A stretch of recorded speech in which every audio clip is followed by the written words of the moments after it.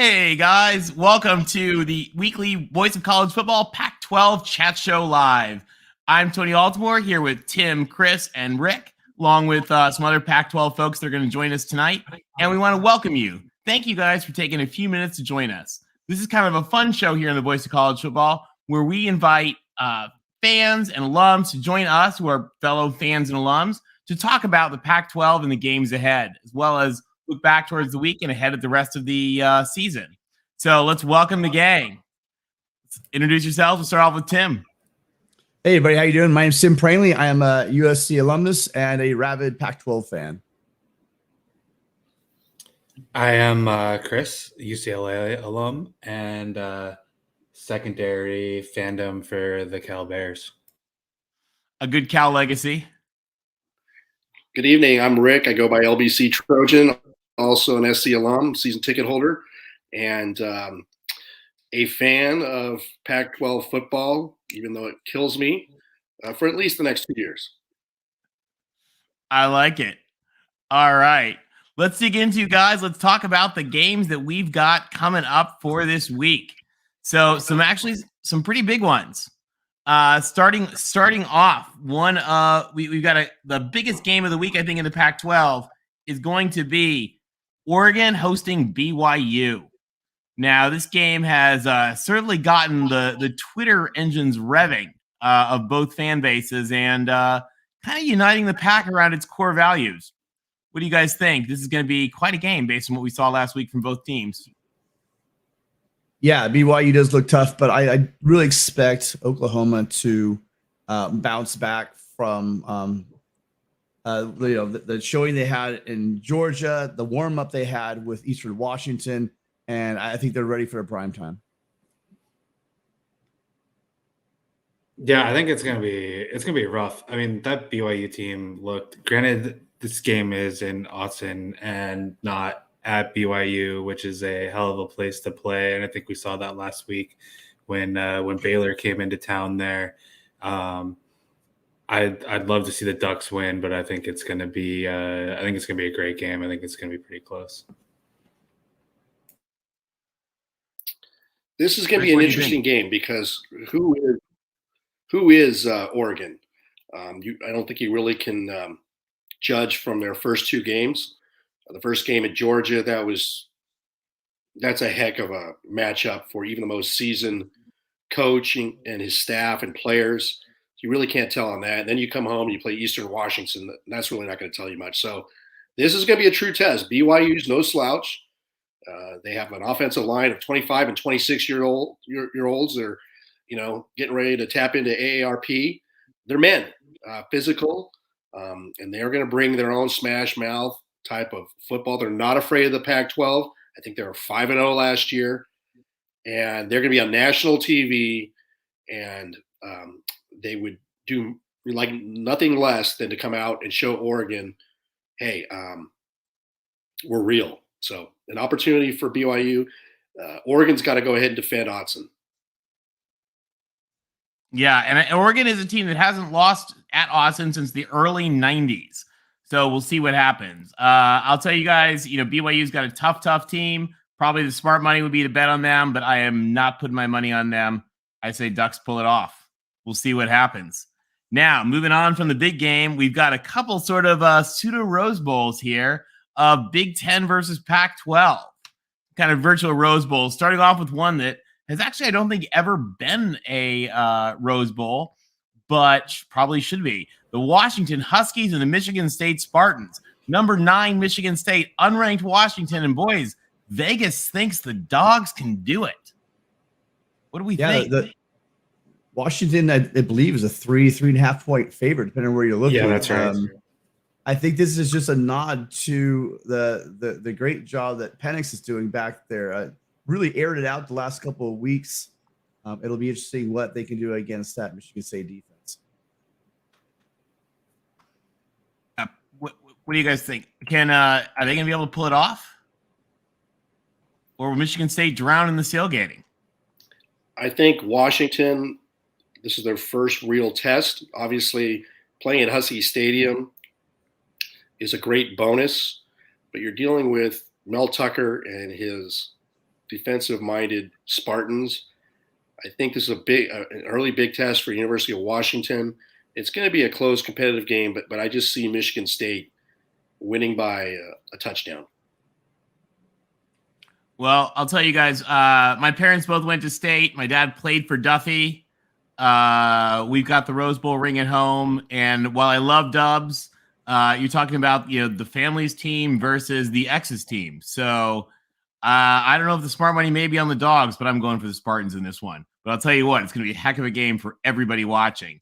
And it's going to be the primetime game on ABC. So I think that's pretty cool. For two teams that both were kind of in the dumps, I think this is a really exciting game. Kind of a big announcement that both the Dogs and the Spartans are officially back. And so, to our Washington friends, good luck. To our state friends, Tuck's coming. Yeah, All right. I didn't give you a prediction. I think they do squeak it out. Sorry.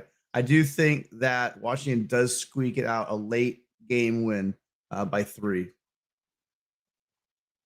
All right. Next game up to bat. We've got the dumpster fire that is Colorado is going to Minnesota. So a game, it's going to be actually pretty good weather, I'm sure, in Minneapolis, but beautiful stadium there. Colorado just can't seem to not trip over its own feet. Guys, do they have a chance to get this season on track, or are they going to not even maybe win a game?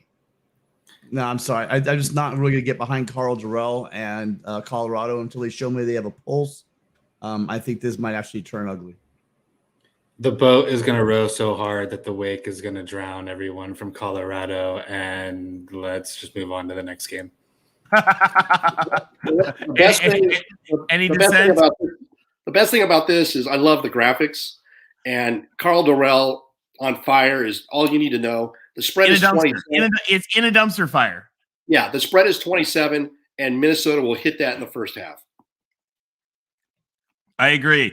The boat will row, but it won't splash enough wake to put out the dumpster fire. Let's move on to the next one. Sort of a pseudo Big Ten game. We've got the Cal Golden Bears, who, I don't think anybody would have given them a chance already earlier in the season, but all of a sudden Notre Dame is rocking on its heels. The Bears are going to Notre Dame Stadium. Guys, are we going back to 1959, or are these the Cal Bears that we're usually know and don't necessarily love so much? What's happening? Yeah. In this game, I really want to believe that Cal defense can stand up for a reeling Notre Dame offense and come out with a victory in South Bend, but I really just don't see it. I think that actually it is a kind of a low-scoring affair, and I think Notre Dame's going to bounce back and get the win at home. Notre Dame will be without its starting quarterback, right? But yeah. I don't think it's going to matter. If you watched any of the UNLV versus Cal game last week, which I did, Cal won, right? But it was pretty close. And the thing that stuck out, I think, is that Cal's offensive line couldn't even get a push against UNLV. And against that Notre Dame defensive line, that is pretty dang good. I think you're going to have Plummer running for his life a little bit more often than the Cal fan would like. So even though Notre Dame, might have its own struggles and is, starting a new quarterback who's not the guy that they wanted to have, I would love to be wrong, but I think that Cal has a real problem moving the ball on Saturday. Yeah, I think that's probably a pretty safe bet. I gotta agree with you guys. It'd be neat for the conference if Cal were able to find a win. On behalf of our good friend Will, who's going to be joining us a little bit later, though, I don't think it's probably good for his mental health. But I don't think Notre Dame's going to be able to fall again. I think Notre Dame gets the first win of the Marcus Freeman era and knocks out the Cal Bears. All right, now we've got a couple Pac-12 versus. I didn't get my. Go for it. What so do you think? I think this is going to be a remake. This is going to be a remake of the earlier game this year, Iowa and South Dakota State, which was a 7-3 game. The defenses are the strengths of these two teams. They got a backup quarterback in Drew Pine that looks like he's 14 years old. That guy was scared to death at the end of the Marshall game. Cal's quarterback is Jack Plummer, Jake the Snake's kid, who used to play at Purdue, so he's played against Notre Dame before, and they've got a freshman all-purpose player, Jaden Ott, who can run the ball, catch the ball out of the slot. They line him up as a receiver. Very dynamic. I think this game is going to be one on the defense, creating turnovers, short fields. I'm going to go with Cal. Cal by a point. I like it. LBC for the Golden Bears. All right. Next up, we've got a couple of Mountain West games that are going to be kind of fun this year. You know, the Mountain West is sort of our little neighbor partner conference with some really good teams. Starting off, what I think is really the game of the week here, the USC Trojans are number 7, hosting Fresno State in a rematch of what have always been really, really great USC Fresno games. And we sort of have the nightmare of the 93 Freedom Bowl. We have the legendary 2005 game that's one of the biggest games in Fresno history. And Jake Haener is going to bring his team back down, who's afraid of nothing. What do we think, guys? Is Fresno got a chance against the mighty men of Troy? I think USC again. Last 2 games, they got out, scored touchdowns on their first 5 possessions. I think I see a little bit of the same. I see they're going to come out, pistol hot. I'm again still not sold on a developing defense. It's trying to come together and mesh. So I do see a little bit of a scoring fest in this one. But I do think that USC wins comfortably end by at least a couple touchdowns. I think that SC pulls it off, but I can speak to bad things happening when Jake Haener comes to LA. And I know you all know your old friend Jeff Tedford is probably pretty excited about this game as well. Oh yes. I think that Fresno State is by far the best team that you all have played so far this year. I think that SC does pull it off, but I think that there's going to be moments in this game where it's a little bit closer and a little bit more uncomfortable than you think it should be. Yeah, great analysis. I look at this game, and Jeff Tedford has 2 games on tape, the Rice and the Stanford game. He is going to go ahead and dial up some plays for Haener, and SC's going to have to prove that they can stop some scripted plays. So he's going to be able to dissect and develop some special plays to take advantage of USC's defensive weaknesses, a lot of issues with gap integrity. So he's going to test that. I think SC will be fine. We're going to be able to outscore them. I'm not really impressed with Fresno's defense. USC cannot live on the rate of takeaways at 4 per game. And if SC does turn the ball over, then you're going to give Haener a few more possessions, and that's something that can make the game closer than people think. I'm looking at 45 SC, 28 Fresno State. Yeah, it's going to be a good game. Guys, I think there's a couple things that we have to remember in this game. First of all, Jake Haener is the man, and he can do anything. And he's a little bit ticked off, reminding everybody that he wanted to go to USC growing up, but wasn't tall enough and didn't have enough stars by his name, as he says. Now, when Jake Haener started off his career, he was at UW before he went to Fresno. And he completed 69% of his passes at UW, which is pretty impressive. Another player, Fresno has a 4-star middle linebacker, Scott. And, this guy, you sort of say, okay, Fresno middle linebacker. Yeah, well, he actually did his first 4 years at a little school in LA called USC. So he's back out for revenge. One of the defensive players sort of shuffled away as Coach Grinch came in. So there are a lot of folks. Everybody in there has got a chip on their shoulder. And Fresno's got a good team. One of the things, actually, the folks from Reign of Troy, I thought, put it best. Lisa said that the thing about Fresno is they don't have an elite defense, but they have a competent defense.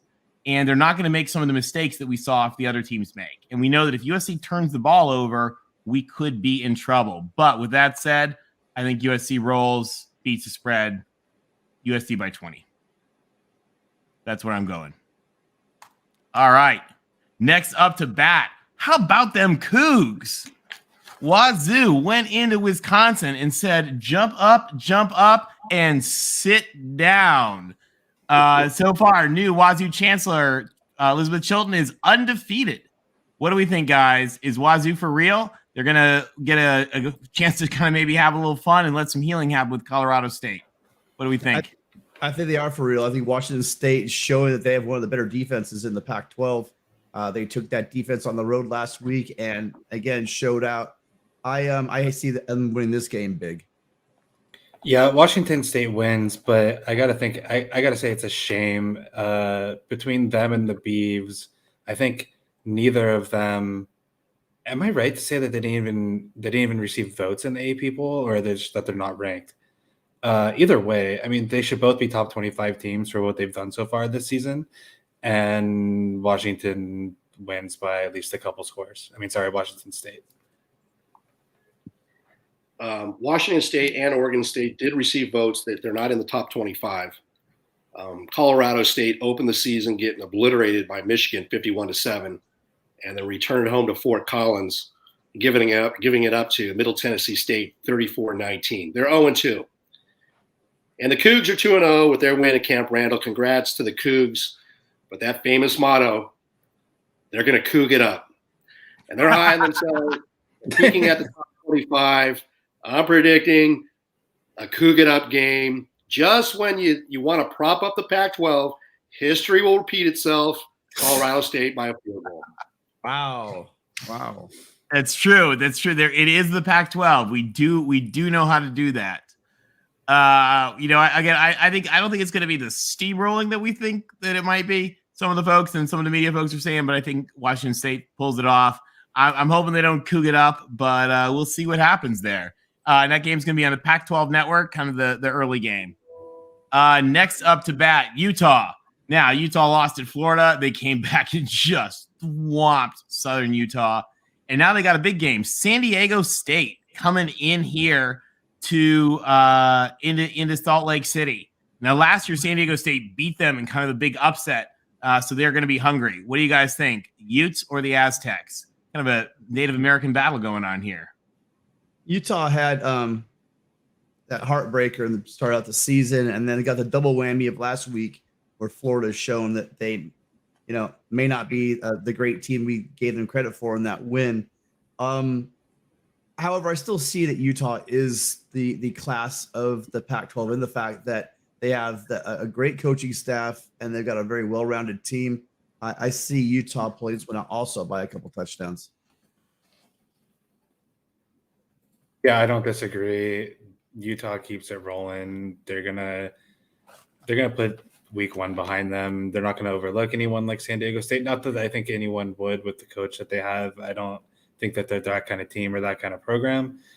But the fact that they lost to them last year, they're gonna be looking out to get revenge on that game. And yeah, Utah wins by a couple scores. Yeah, the spread on this is 21, I believe. And Utah was surprised by San Diego State last year. Not going to be any surprises this year. Challenging game down in Florida, which kind of recalibrated them, let them know kind of where they're at, the Utes. You can't really take anything from Southern Utah. There's JCs in California that beat Southern Utah. But Utah is an amazing team at home. I see them rolling San Diego State. I'm looking at a 28-point win.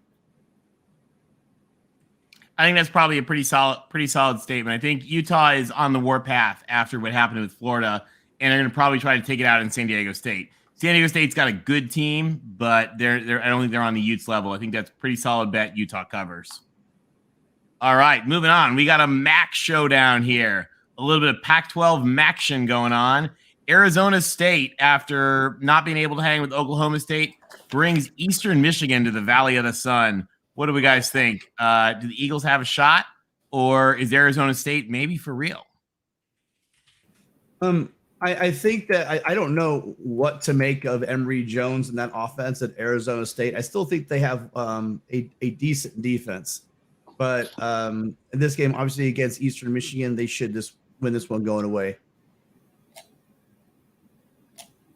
Right. I'm not sure what to make of Arizona State. Yeah, that much either. Although, I mean, they wanted to make me watch their game last week early, and then they kind of let it get away from them. But this week they take care of business. This game, the spread is Arizona State minus 20.5. Arizona State's not that good to be a 3-touchdown favorite against anybody, let alone Eastern Michigan. They're gonna do what the Sun Devils do. They're a dumpster fire. They'll win this game by 6. I like it. Hey, we want to give a big thanks to Shoelace Sooner out there. He's one of our favorite viewers and fans. I hope you'll call in sometime. You guys have a big game this week, by the way. Good luck against the Cornhuskers.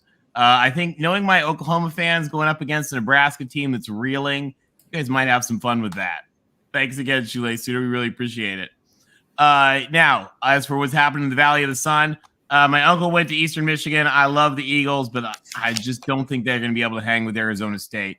LBC, I kind of tend to agree with you that they won't maybe roll them like they should, but I think they might be able to at least get close to the spread. So we'll see what happens there. Now we got a couple of FCS showdowns here. And then once we're done with that, we'd love for you guys to call in because we want to take the rest of the time and hear what you guys have to say. So let's dive in here, and we'll put the link in the chat in just a sec. But let's dive in here, guys, to the FCS games. First of all, one of the most underrated games, I think, going on in all of football this weekend, Arizona versus number 1 in FCS, North Dakota State. Now, I can't think of anybody I'd rather play less than the number 1 team in FCS. And the Bison they're a force to be reckoned with. What do you guys think? What's going to happen down there in the desert? Yeah, I kind of sold some of my Arizona stock last week. I know they went up against a very good Mississippi State team, but the way they really faded down the stretch kind of gave me lots of pause. Maybe we might be going a little bit crazy. Jaden Delora kind of showed us some of what Jaden Delora does sometimes. You know, he could be a world killer, and he can also kill his team. But I think overall, I do believe in Jed Fish and this offense. So I do think they come out of this game with the win. Again, it might be a little not as comfortable as we would want it to be. Right now, shockingly, the mighty Pac-12 is undefeated against the FCS this year. I still see that continuing, and I think they find a way to win this game. It may be closer than most people want. Yeah, I do think it's a pretty evenly matched game, and I think a lot of it depends on, which Jaden Delora we see. Like exactly what Tim said. That's I think that Arizona ultimately pulls it out, but Jaden Delora cannot play like he did last week, or they will lose. Tim, did you say the Pac-12 is undefeated this year against the FCS schools? Yeah, I saw that number. I almost passed out. Yeah, you might have cursed us by saying it out loud. Did you just jinx Arizona? This game, I don't think I did. Believe me, if my words can give them the L on this one, then maybe they truly aren't the team that I thought they were at the beginning of the year. This game's off the board betting wise, but Arizona did lose to Northern Arizona last year. They started off San Diego State's new stadium with a convincing 38-20 victory. And then last week, they faced a real team in Mississippi State. Kudos to Mike Leach's team. They took the L. So this game is really going to show us who Arizona is this year. Do they step up and take care of business at home against North Dakota State? Or does Jaden Delora kind of throw them out of the ball game and it's closer than people think, and they're in it for their lives in the fourth quarter? I tend to think they've got enough talent. They've got enough games under the belt under Jed Fish, and they win this game, but it's going to be a close game. I see Arizona winning by 10 points. LBC, I think you hit the nail on the head with that one. This is going to be a heck of a game. I think it's going to be a fun one to watch. It's going to be late night, 11 p.m. Eastern on FS1. And I think it says something that actually this FCS game is on FS1.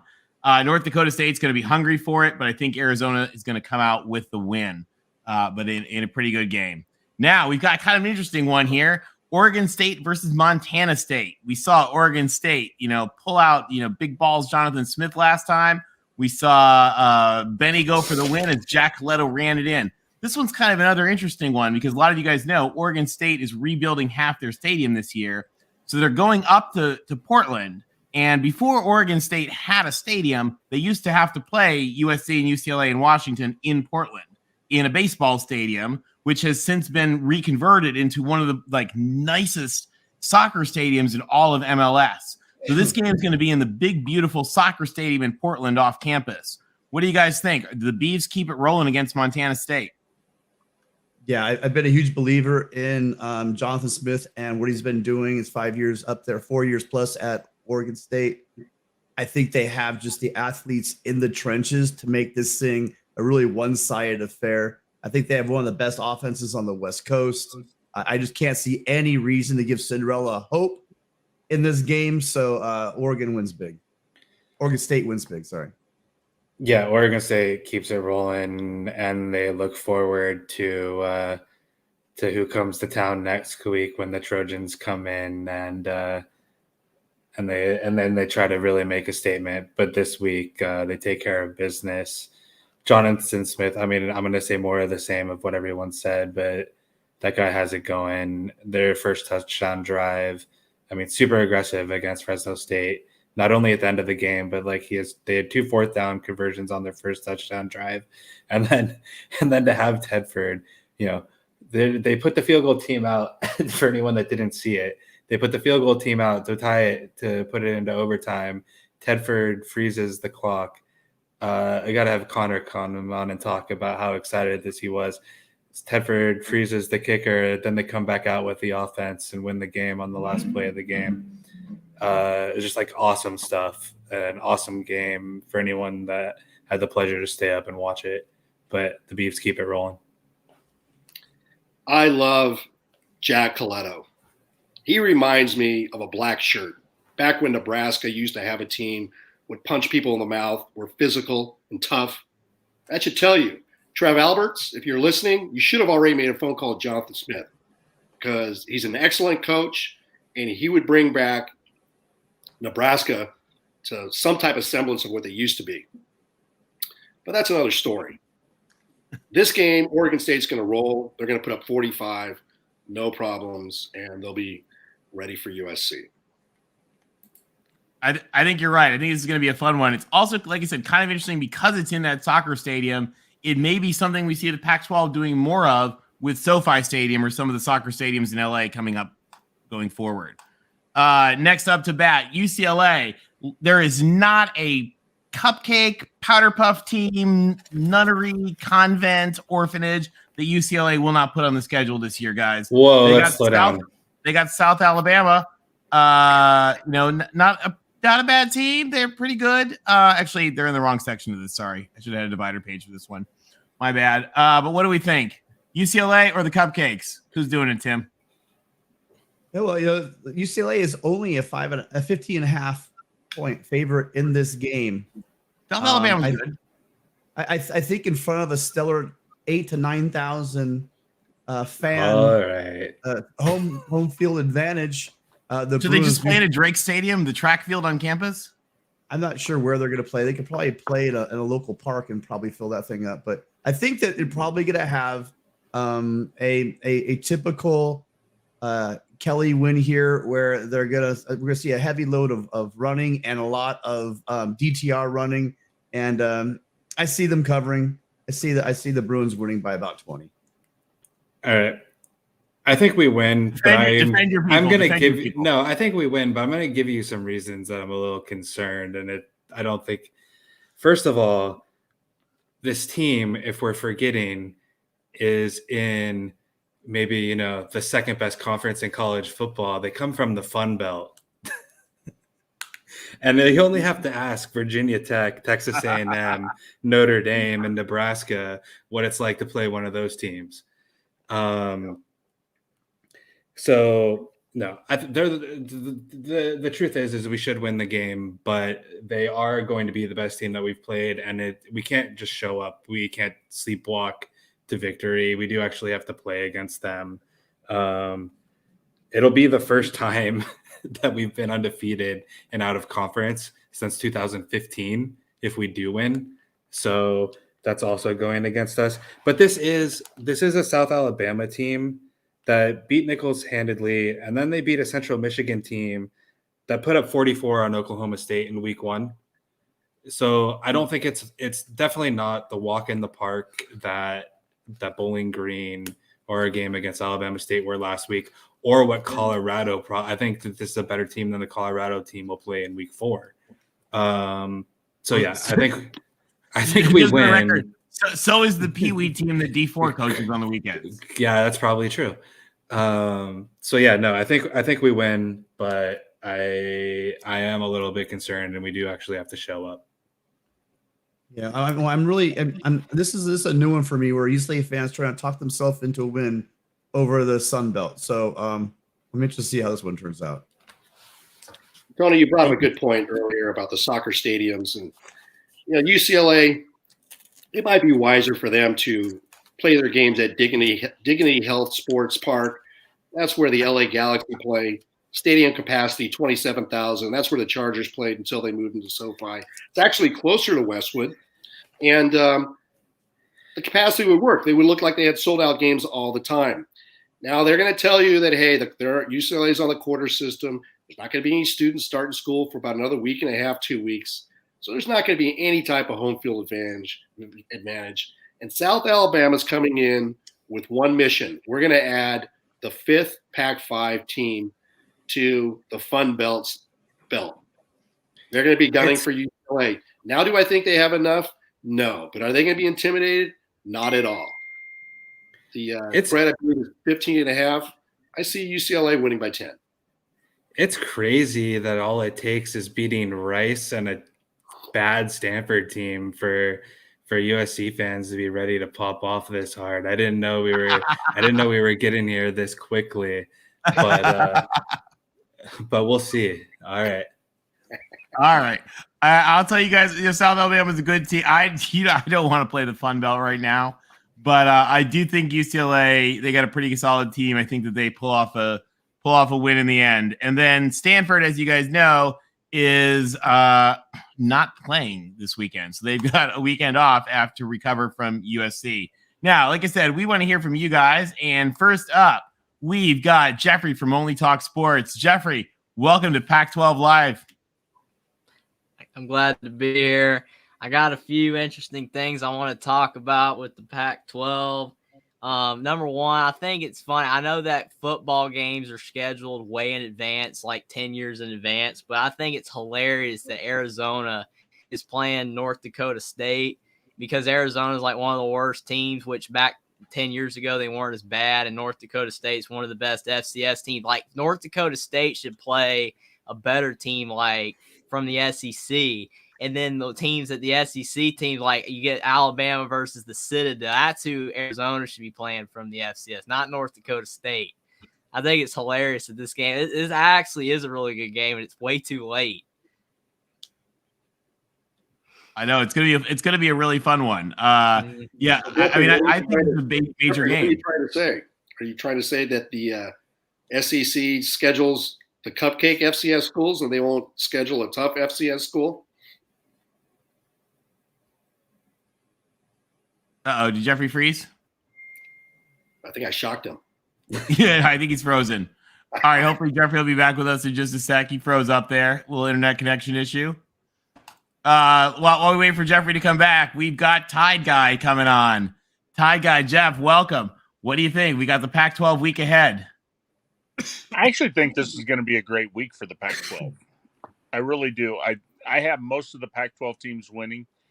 I do think North Dakota State is going to pull the upset on Arizona.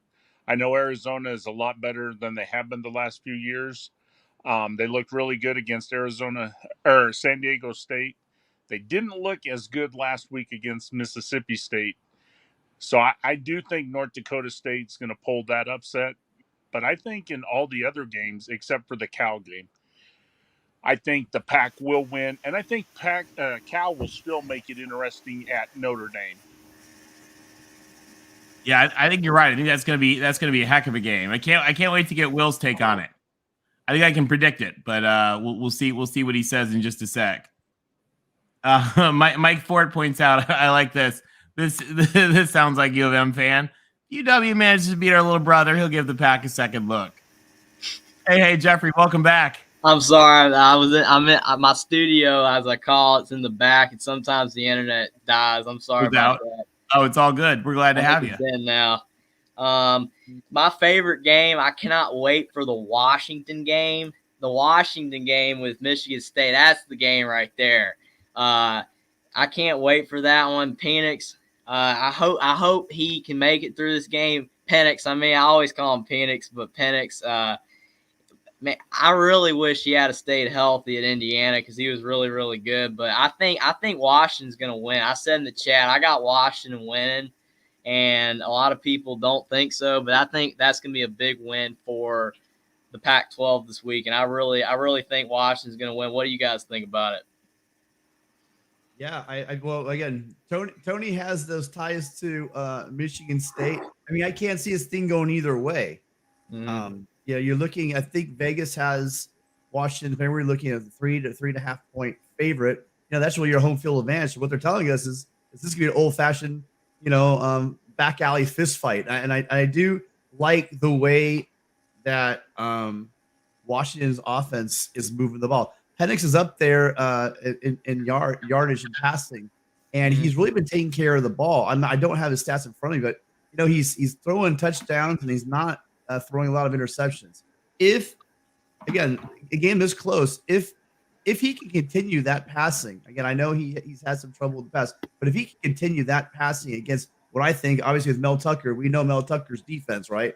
So if he can continue to light up the scoreboard like he is, I really think that and take care of the ball and not turn it over. I mean, I told you I like Washington in a close game. I think that line's really good at 3. I don't think either one of these teams pulls away. Let's not get hypnotized. You need a defense and a running game when you travel. Michigan State has that. Yes, Washington, they've had a couple victories, but it's against Portland State and Kent State. They're going to face a real defense. They're going to put pressure on Penix. They know him from the Big Ten. He's capable of making mistakes. And in a 60-minute game, Michigan State's defense and ball control and is going to control this game, and they're going to walk away with a close victory. Washington's going to compete, but they're still a few games away from really beating a team like Michigan State, in my opinion. I agree with you 100% there, but Kalen DeBoer and Michael Penix both have experience against Michigan State too, though. I mean, that's why I really think they're going to win. I know they haven't played that. Kalen DeBoer didn't coach against Mel Tucker. It was Martin Antonio, but I think they're going to win. It's tough for a team to go out west like that, and Michigan State hasn't played anybody good yet either. And it's going to be interesting. It's a 50-50 game for sure. I don't know, but I still think Washington's going to win. Their fan base has not, as far as numbers wise, hasn't been what it's been. But there are a few places in the Pac-12 that are as hectic as Husky Stadium. If they pack that stadium, it is a true home field advantage. And again, I'm curious to see if what you're saying is going to hold up, Rick. But I have a lot of faith in this team. I mean, they have the athletes on defense as well. It's not a one-sided affair where they don't have the horses on defense at Washington. So I don't think either team's going to pull away. This one could be a coin toss, but again, at home with a Husky Stadium crowd, I'm giving the edge to the Huskies. It's going to be a heck of a game either way. It's going to be a tight one, but my dad's idea of a lullaby was the Michigan State fight song. So, I don't know if I can predict him to fall to the Huskies, but I think it's going to be a heck of a game. I don't think I went on record for my prediction on the Oregon game. I think that's the first one we previewed. Oh, did we miss you? I'm sorry. I apologize. I believe Oregon's going to win by a field goal. So there you go. Let's go Ducks. For all the Ducks fans out there. For all the Ducks fans and Trojans giving you some love. Don't one of my there was a great quote somebody on Twitter the other day said you have to be quite an institution to unite Ducks, Beavers, Trojans, Huskies, and Utes all for Oregon. There you go. Jeffrey, what else are you looking forward to in the Pac this week? I got another interesting question. Do you think that the worst Pac-12 team is Colorado this year? Or you think Arizona's still the worst? I know it's hard to tell because it's early. Colorado is a worst. flaming dumpster fire. Yeah, I had a feeling that Air Force game. I saw the score; they got blown out. That was ugly. And on the opposite side of that, do you think the best Pac-12 team is USC or Utah still? That's I'll let the all- USC guys talk, and then I'll tell them why they're wrong. Okay. That's a hard one. Yeah, Utah's the USC. premier team in the Pac-12.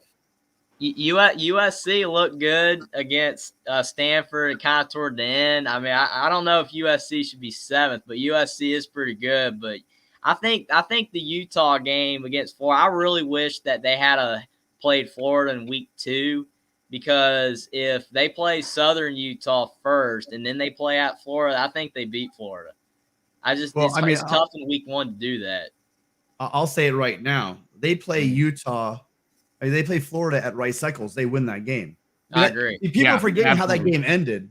That game ended with a very atypical floundering with, Interception in the end zone. I mean, that to me, that a couple things about USC. Let's bring it back. So we know what happened in Florida, but Tavion Thomas is legit. That dude, having him, the great part is we're all going to find out in a couple of weeks which team's better. Until I see differently, I'm going with Utah as the better team. We definitely have the better offense, but they're like I said earlier, they are probably the most well-rounded on both sides of the ball, most complete team we have here in the Pac-12, with probably arguably one of the best coaching staffs in the Pac-12. So until shown otherwise, and until I see something in this USC interior defense that tells me, and also with USC's ability to set the edge. I was going on about the post-game show. We had a tight end do a 50-yard end around, and that play was so slow developing, and they still couldn't set the edge on that. It's a bit disappointing. So until our defense can show us that USC can stop a guy like Tavion Thomas and this Utah rushing attack, where I still have to say I'd give the hat to Utah. But again, we got a couple weeks to get together. If we get our defense together, the Pac-12 and pretty much every team not named Georgia better look out, in my opinion. It's premature to even bring up USC in the discussion as the best team in the Pac-12 at this point. And that's purely disrespectful to Kyle Whittingham in the 17 years he's been the head coach at Utah. They're Pac-12 champions. He's developed a culture there, very physical, smash you in the mouth, great defensive teams. And so my hat's off to Utah. Until USC goes into Rice Eccles and beats Utah, then you can have some discussion. That's going to be a heck of a game. Lincoln Riley versus Kyle Whittingham's defense at Rice Eccles. So I've got to go with Utah right now until USC can show me that they can beat Utah. And I think Utah's going to have a heck of a game with San Diego State, so that's going to be kind of interesting too. Yeah, I agree. I mean, like I said, I really feel bad for Utah because, I mean, you look at Kentucky. Kentucky had Miami, Ohio in week 1, and then they play at Florida, and they win. Again, I really do feel if Utah played Southern Utah first, got that game under their belt, I think they go on the road at Florida and win, because I do think – I know why these games are done, but I can't stand these week 1 games for some of these teams that have to go on the road like that and play these tough teams because you're not ready. You're not ready for these games. If Utah played Florida in week 2 on the road or even week 3, I think they win because, like you said, the game went down to the end, and it was an uncharacteristic mistake by Cam Rising. I just think that really hurt Utah, and if Utah had won, then they'd be probably – 4th or 5th in the country right now, and that's a really unfortunate loss for Utah. And I really do think they would have won if it wasn't a week 1 game. That really sucks. I agree with you. Mm-hmm.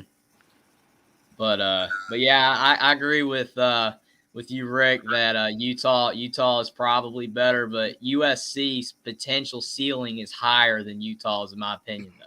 because they have more talent probably than Utah, but Utah is right now probably the best team. I agree with that as well. And we got David pointing out Utah would win 9 of 10 times against Florida. Probably right. How much does it stink that it was that one? What else do you got for us, Jeffrey? Well, maybe 9 out of 10. Might be 9 out of 10 at home. I don't think they're winning 9 out of 10 at the Swamp. Nah, it's more probably like 6 out of 10, 6 or 7 out of 10 on 6 out of 10. I think that's right. Probably right. Especially since it was week 1. The only other thing that's really coming to my mind to ask right now is two quick more things. Number one, I saw you were talking about earlier with California and Notre Dame. There's no way that Notre Dame's losing again. There's just no way. I mean, Marcus Freeman's 0-3 as a head coach, and Notre Dame fans are going nuts. There's no way they lose to California. I don't see it. Jeffrey, if they lose, it'd be a disaster for Notre Dame. Jeffrey, do you know Notre Dame's backup quarterback Drew Pine looks younger than you? He's going to be out there. He's going to be out there in his first collegiate game at Notre Dame Stadium wearing the gold helmet, and all that leprechaun pressure is going to be on him. Anything is going to look really good handing it off. He's not going to have to throw, and his defense will carry him, and they'll be fine. He also looked a little bit like, the guy who's like the tackling dummy in like a self-defense training, as he just got laid out by the Marshall defense. So we'll see. But Will's going to be on with us in a little bit to talk a little bit more about that. Really quickly. I want to give a thank you to LW, first of all. Thank you, LW. Always one of our favorites. Thanks for joining us. Yeah, I wanted to get back to the game. I just want to thank him really quickly. Thank you. Excellent job. Good to have the Alabama fan in here. But really quickly, here's my problem. You just said it there about the Notre Dame game, Rick. Yeah. There's going to be a lot of pressure on this team. Not just the team, but also on the coach and the coaching staff. So if you look at the rosters, you line both those rosters up, and you look again, that front seven at Notre Dame didn't just disappear overnight. They're still there, and we've seen that Cal offense.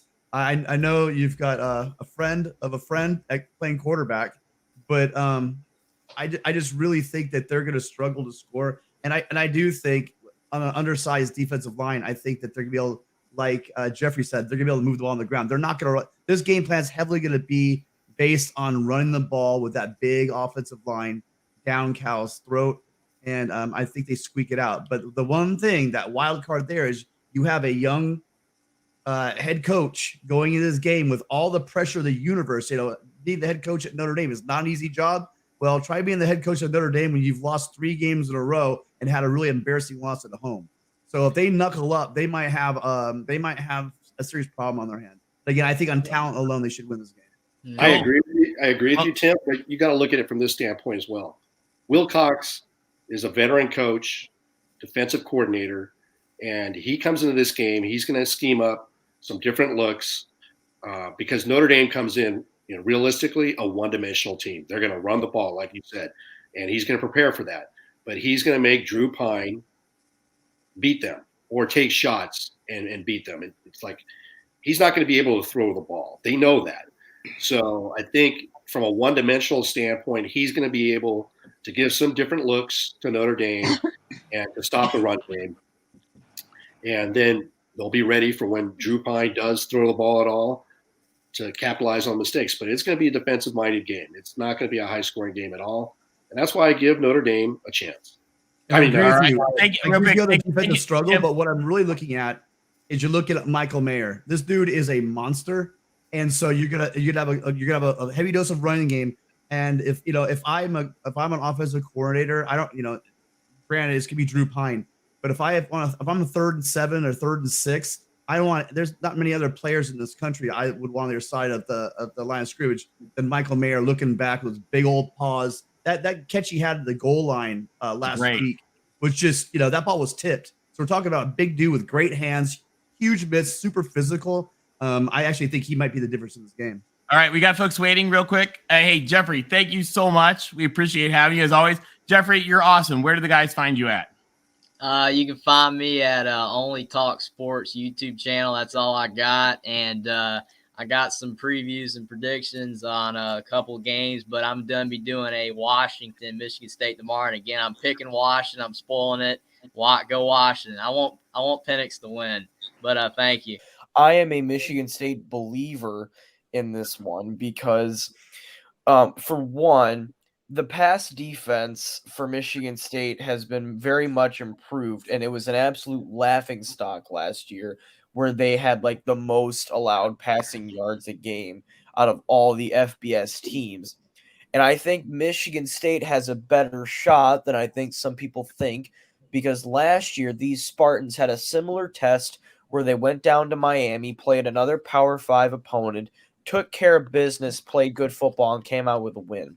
So personally to me, I am a big Michigan State believer in this one with the weapons they have on offense with Thorne, Reed, and the running back tandem of Berger and Broussard, which I think is one of the more underrated tandems in college football.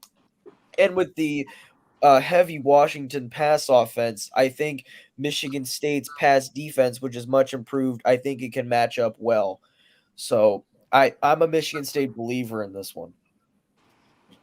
All right, I you could well be right. I think Spartans may find a way to pull it off. Yeah, I think that will be probably the best game of the weekend. That game, I think, is going to be a great game. And again, I think the rest of the country is going to see, with Rice Eccles and with Autzen, Husky Stadium is just an amazing venue for college football. And I really think you guys are in for a treat on this one because there will be a home field advantage. And again, I absolutely can see it going either way, Zach. There's no doubt about that. Neither team's running away with this, I think. Yeah, and as Larry points out, Rice Eccles is going to be going off against SDSU for that rematch. But I do believe, though, because it's at Washington, I think that's why I have Washington beating Michigan State. And I wouldn't be surprised if Washington wins. I could see it going either way. Yeah, it's gonna be quite a good one. I'm excited for the USC game too because the Fresno Oregon State game was good, but with USC's defense going against Fresno's offense, which is a unit that you cannot overlook, USC really needs to get some stops down the stretch. We know what their offense can do, but the test is, can their defense get some stops in the early going and down the stretch? So if USC can do that, I think they'll be more than okay. Hey, kudos to Zach, man, coming in with some solid analysis. I love your MSU Washington breakdown, and then you back it up with an encore with Fresno State, USC. Very solid, my man.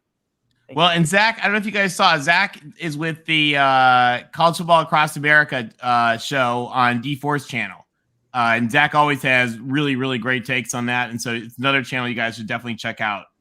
One of our favorites. Yeah, we go live every Wednesday before this show, so you can catch our show, and then when we're done, you can head over here to support our friends from the Pac-12. But I'm a little tired. In your honor, we're giving you a little bit here of Big Ten Pac-12 love. Hold on, you gotta fix it. Where's the? Oh, I can't find it. There we go. Show a little love for our Big 12, our Big Ten friends up on the screen there. There we go. Zach, what do you think about the Minnesota game? Is Colorado going to get torched? Oh yeah, they are going to get Minnesota. They're pretty solid, but Colorado is just absolutely terrible. I mean, what else is there to say? Nothing. Yeah, nothing. It is literally it is bad in Boulder, guys. How long can we hold out with this mess in Colorado? I mean, Colorado is a phenomenal school in a beautiful place. They appeal to recruits. You got one of the coolest stadiums going. How is this team so bad? And at what point is this gonna stop being tolerable for them? I just think there's one person who could answer that question for you, Tony, because it's amazing what they did at Colorado. They must have seen what a phenomenal job Carl Jarrell did at UCLA and said, you know what? We're going to double down on this, or we're going to go for it. Carl's our guy. What do you think, Chris? He had a 10-win season at UCLA. Can you believe that? I can't believe that. No, actually. I know it happened. I know it happened, but I don't know. Maybe did they have a similar schedule to the one they have this year? Is that what happened? they won a lot of games very close that like somehow pulled it out when it So made the no sense opposite for of Scott Frost. what's crazy about Colorado, and maybe it's not as impressive after last week, but they almost like they were pretty close to putting Jimbo Fisher on the CD's on now last year when Texas A&M came to Boulder, and Colorado was terrible then, and they almost beat A&M that year. Oh, the writing was on the wall. don't wanna We should hear have that. done that. Yeah. You don't want to hear that. And that team went and beat Alabama. Holy Jesus. But if you guys think about it like this, though, Colorado There's Ty Guy. went to the Pac-12 the same time Nebraska went to the Big Ten, right? Colorado has almost as many wins as Nebraska does in the Big Ten. The problem is Colorado, since they joined the Pac-12, have they really spent any money on that football program? I mean, Very little. They don't put no money into renovation. They don't put money into facilities. They don't go after a big name coach. Their recruiting has not been very well. I mean, they're just not putting money into that program ever since they left the Big 12. Right, which is why they lost Mel Tucker, among other reasons, to Michigan State. Yeah, Clint Moses just said that. And then look what he's done. He's put that program in the top 10 nationally he's done some good things. He's made them a very solid program, top 10, top 15 regularly, which is something that we haven't seen from Michigan State in a little bit. Yeah, I don't know. It's impressive to see them coming back. I don't know the answer to this about why Colorado hasn't put money in the program, but perhaps when they joined the Pac-12, their revenue projections, fell short from what was promised by Larry Scott. So I don't know that. You capitalize that. I think it's a safe assumption that everyone's revenue has fallen short by what Larry Scott projected. Wait a minute. Are you telling me they news? couldn't turn around the windfall that Larry gave us and turn it into that championships? I'm trying to just give you a quick math lesson right here, doing the numbers. And, they joined the conference, and they were one of the voting members to go with equal revenue sharing. You want a quick all math, that money Jordan from the Bowman's your guy. Pac-12 network didn't come in? Yeah, it didn't come in. It fell a Maybe little Colorado short. threw away with that money. Yeah, exactly. Folks, we got another friend joining us right now. We got Jordan. Welcome, Jordan. What's going on, guys? Good to have you. You got me munching on some Sour Patch Kids watermelon. They're good. Oh, I highly recommend it. This is not sponsored, by the way. They're really good. It's good, sweet and sour. But I'll try not to show my ass on here, literally. I know. Hey, kind of a breakthrough. It's our first time we've had anybody like that. Yeah, I know. It's kind of like it's a rite of passage when you do this. It's a rite of passage. We got probably a BYU fan there from Utah. But you should have figured that, Tony. You should have planned for that because when you do an after dark, that's when the moons come out. It is. The moons come out after dark. True. The BYU moons. Just a little quick plug here. Like myself, you can also find Jordan on D4's channel with college football all across America. Jordan does a lot of great things for us, brings some good analysis, probably some of the top. So, come check us out on D4 Sports' channel, who is also a good friend of these guys over here at the Voice of College Football. I love the enthusiasm. I appreciate that, Zach, by the way. Of course. That's Zach's my boy. We've been doing college. It's been a year now. Well, we're in our second season doing it. It's been a fun ride, and I wouldn't rather do it with anybody else. So yeah, we got a good group over there. Yeah, we have a fun time. I love the enthusiasm. Daz 8833 Clemson does suck. Yes. I'm glad I'm on the Pac-12 show and I'm still getting and you're getting love. Exactly. Jordan, there you go. Jordan, you know what that means?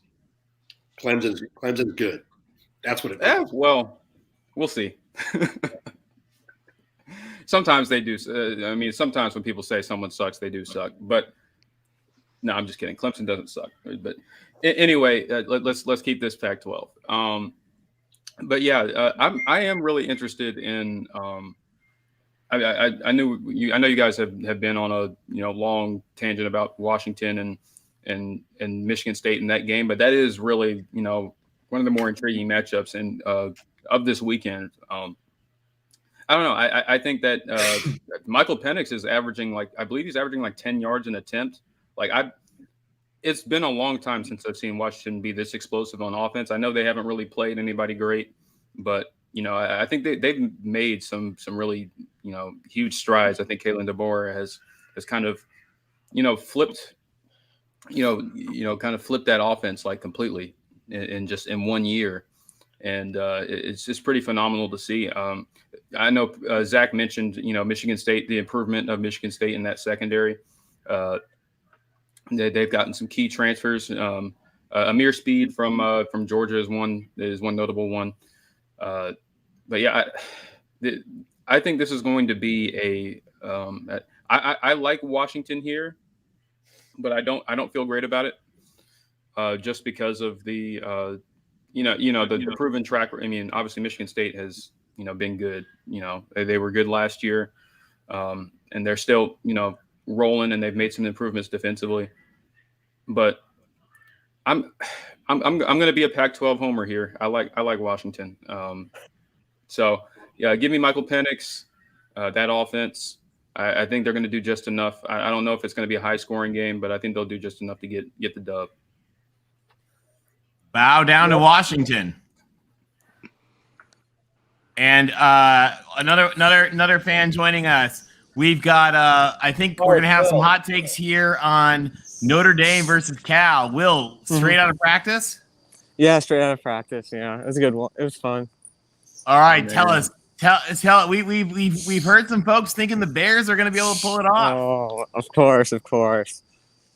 I think this is the springboard game for our season. I think we can get some points on the board, get Chris Tyree running, hopefully get Tobias Merriweather in. I really want the coaches to put him in because he would really open our offense up as a bigger receiver.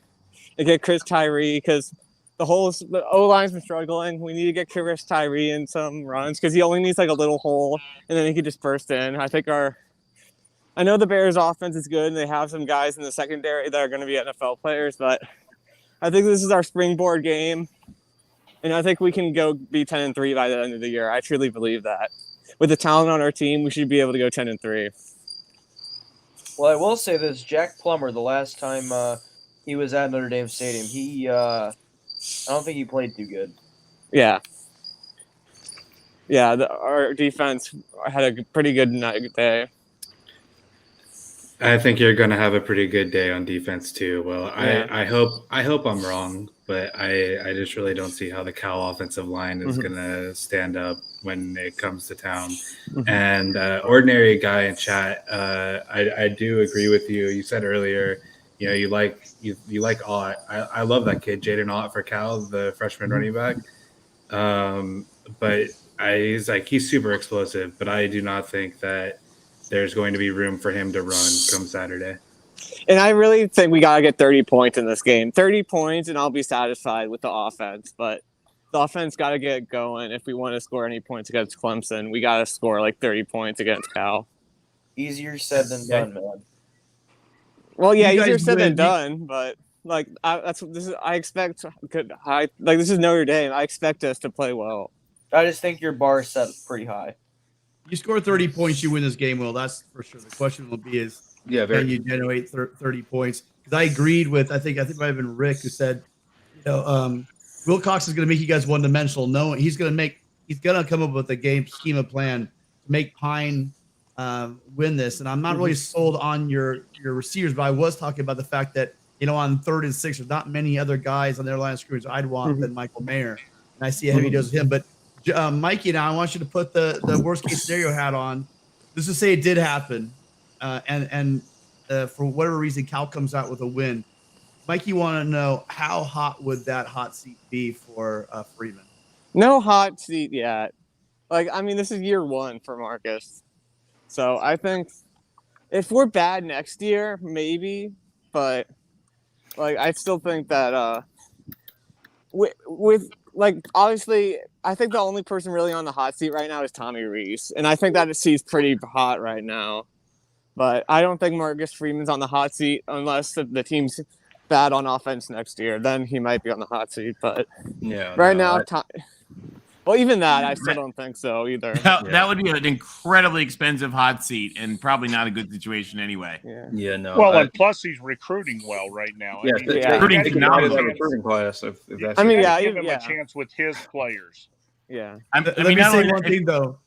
Nothing kills recruiting more than losing to Marshall at home and then Cal. So I mean, I agree with you. These kids are in high school. And they all talk, and they're all on Twitter. You know, they're all on, and they're on Instagram. They're all talking to each other, and it's really rough. Nothing will kill a recruiting class because they're selling the fact that they're going to go even higher than where Kelly had them. And it's Kelly didn't have Notre Dame very high for Notre Dame standards.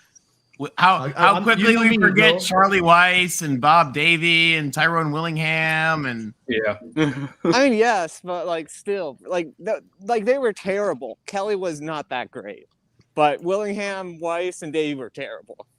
Remember he's the winningest coach in Notre Dame history. Well, I mean, he was half of the schedule's ACC team, so that we have to put that into consideration. Do they make one playoffs under Kelly? I can't remember. One or two? They've been to, they went to two. Okay, so two. And a BCS game. Yeah. Yep. Which Bama absolutely killed them in. But one thing I think about Notre Dame's offense, and I said this on AAA when we were doing our team previews, it just felt like to me that Notre Dame's offense, in a sense, didn't have the horses, especially with Buckner. I said that Buckner and Notre Dame would go as far as Buckner took them, and here we are with Notre Dame's offense underperforming, and they're sitting there winless. So I think this is Notre Dame is playing out how I thought they would, not necessarily 0-2. But offensively underperforming. So they just don't have the horses. I think we have the horses. I just think that they need to be put in I still think the O-line isn't complete yet. I think the O-line will get much better as the season goes on. Well, the offensive line was a unit that was advertised as being one of the strong suits. I mean, yeah, they've been underperforming, but I feel like once we get our O-line set, once we get our O-line set, our receivers are going to get better too. I mean, the team's not working the progress right now, but I think we can be a top 10 team by the time the season's done.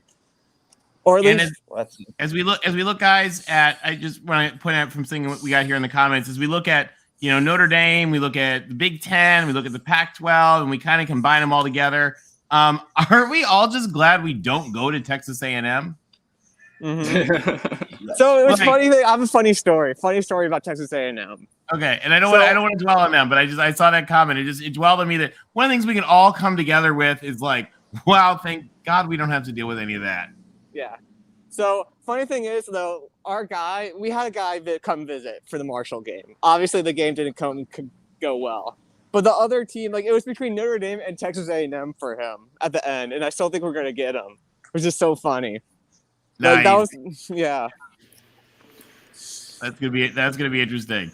Yeah. Well, good thing that after the Marshall game, one of I think the headliners in the Notre Dame class is Drake Bowen, the linebacker from Andrean High School, which is very close to me, and that's why I know about it because he's one of the top player in the area of where I'm from. So good. It's good for Notre Dame that Drake Bowen is still locked in.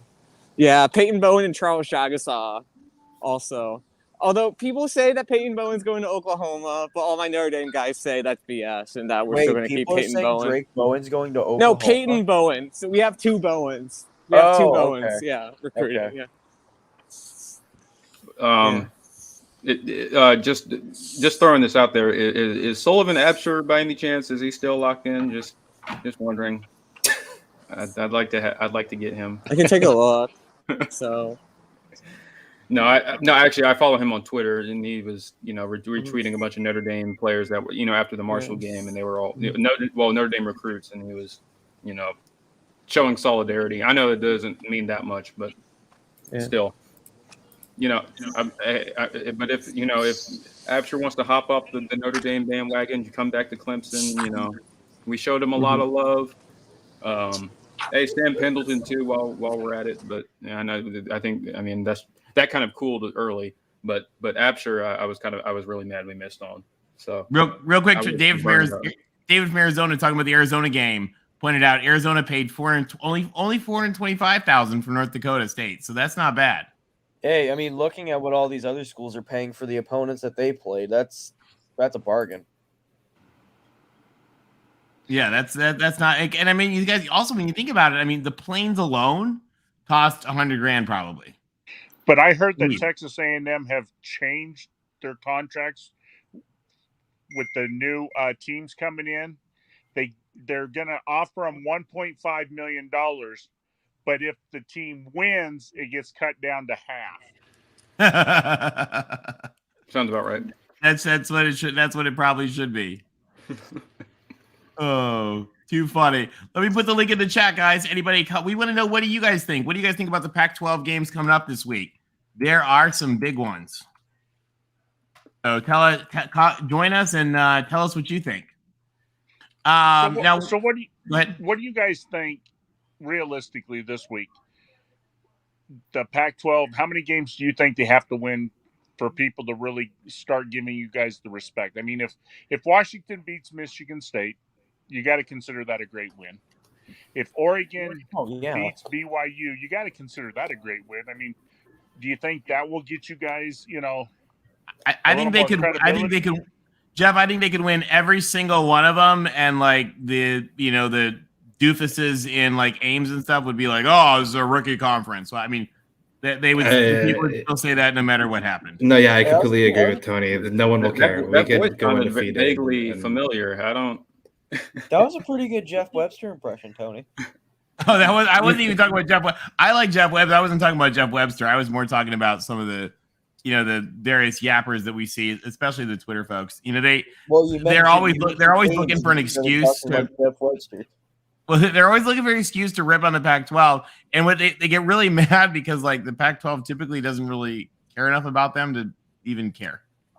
No, looking at this slate, the Pac-12 could go undefeated for the week, possibly. But ordinary guy making a Bilo reference in the chat. Wow. I dare anybody to take $10 and do an 11-team parlay on the Pac-12. Ain't gonna happen. We're not gonna win every game. The only games that people. Well, I didn't say you were. I was saying you could. No. Yeah, we're not though. Colorado. We're never going to do that. That's a conference thing. That can't happen. Nationally, the only two games that really matter that people are going to look at is BYU at Oregon and Michigan State at Washington. And those are both home games for the Pac-12 in this round of games. Autzen and UW have great home field advantages. So everything is there for the Pac-12 to win these games. I don't think we win both.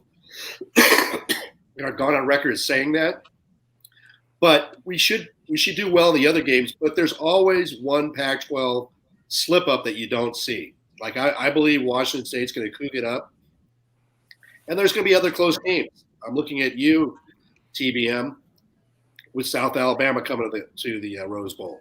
So I think even Arizona a close game, they'll nationally. People will poke fun at. That's just the Pac-12. We're used to it. I think your game might be a little closer than our game. We might battle. It'll be interesting to see actually what comes out of that. But but back to like the original like respect question, I just don't think I don't think they could go. The conference could go undefeated, and like Tony's saying, I don't think it'll matter. It didn't matter when we beat LSU last year. It didn't matter when Oregon went into Ohio State and won last year. It won't. I mean, the fact that Michigan State is a 3.5 point underdog, meaning that Vegas thinks it's like a Nutrisite even 50-50 game, and one of them is a top 10 team in the country and the other is completely unranked, kind of shows you the difference between like public perception and what numbers or what other, like, you know, sharps or whatever you want to call them actually think. And it's not going to matter until the conference is putting, because Joe Public cares about who's in the playoff and who's that, and isn't looking at like conference as a whole in a, I think, more holistic, reasonable way. Okay, hold on, real quick, guys. I want to showcase some SEC logic here, as we like to call it. Jack, we love you. We're going to pick on you for just a minute, though, but it's done out of love. Jack, and I don't know if he's SEC fan, whatever, tries to say Mississippi State could beat the very best. Yeah, Mississippi State like barely got by Arizona, who was More terrible. cowbell. And then tries to make an excuse about LSU. So it's like, you know, Jack, we love you, but that's sort of like SEC logic. More cowbell, beat LSU. More cowbell. Let's go, cowbell. Come on. Actually, yeah, I would love for the cowbell to beat LSU. Will, Chris, you back to mentioned the the term statement earlier, That would be springboard. fun. Back to your Will statement mentioned earlier, the term Chris. This is a springboard. narrative this is a national narrative that's been about 4 years in the running, and the fact is that there have been some marquee wins and the preseason that have been overlooked. The problem is that these schools that we have in the Pac-12, including USC, have underperformed, and not going winless in bowl games. It just builds this narrative. And when Utah had a great opportunity in Florida, they dropped the ball. No one was expecting Oregon to walk in there and win. But then again, you're talking about this. You had Washington State go straight into Camp Randall and win that game. Right. Not much love there either. Even with this win in Washington, maybe, but it's going to take time over time to start racking up these wins to make it happen. But you're right. It's weird that you have Washington unranked, but yet they are a favorite to a ranked team at home. So, or that Oregon State or Washington State aren't ranked. Yeah, that's ridiculous. We'll see. You But just that got to start comes racking into up the wins. problem That's of the only the they can do. We can't preseason cry rank. about it. We just got to win. What do you guys think? We got such liveliness in the chat, guys. Come join us. Tell us what you think. Yeah, David Henry or Daniel Henry, I think you're right. Well, hopefully SC will be able to carry the flag. Maybe it's the Big Ten flag. TBM. Yeah, I'm gonna. Getting back to pointing out, hey, UCLA beat LSU. Getting back to UCLA beating LSU last year, and nobody really cared, or Oregon going to Ohio State. Those are great wins, but at the same time, last year, University of Washington lost to Montana, and they also got boat raced by Michigan. And you take a look at Utah; ugly. They lost to San Diego State. And then UCLA ends up losing to Fresno State. So those are like losses that happened, but really shouldn't. And you had Arizona losing to Northern Arizona. So we took a lot more hits than successes. And that's been really the pattern for the last 5-6 years with the Pac-12. As much as it hurts me to say it, it's true. And no, that's great. But we're everything. USC's back That's here. great. It's all on a relative basis, right? And I guess the point I'm trying to make is the fact that I agree. Like in general, yes, there have been like the fact that we won a bowl game last year. Like it's not like I'm not saying the Pac-12 is the SEC or the Big Ten or anything, but like if the relative comparison of like the respect that a team gets for going on the road and beating a team like Wisconsin, like Washington State did, or what Oregon State does when no one's watching because everyone is asleep, beating two pretty good football teams that no one east of the Colorado Rockies knows about. Like no one cares to the same level, and it's reflected in perception. So is it the reason that is that the sole reason that the Pac-12 is like talked poorly about all the time? No, like some of it is fairly deserved, but it's sort of like an avalanche that builds on itself way more than what reality is.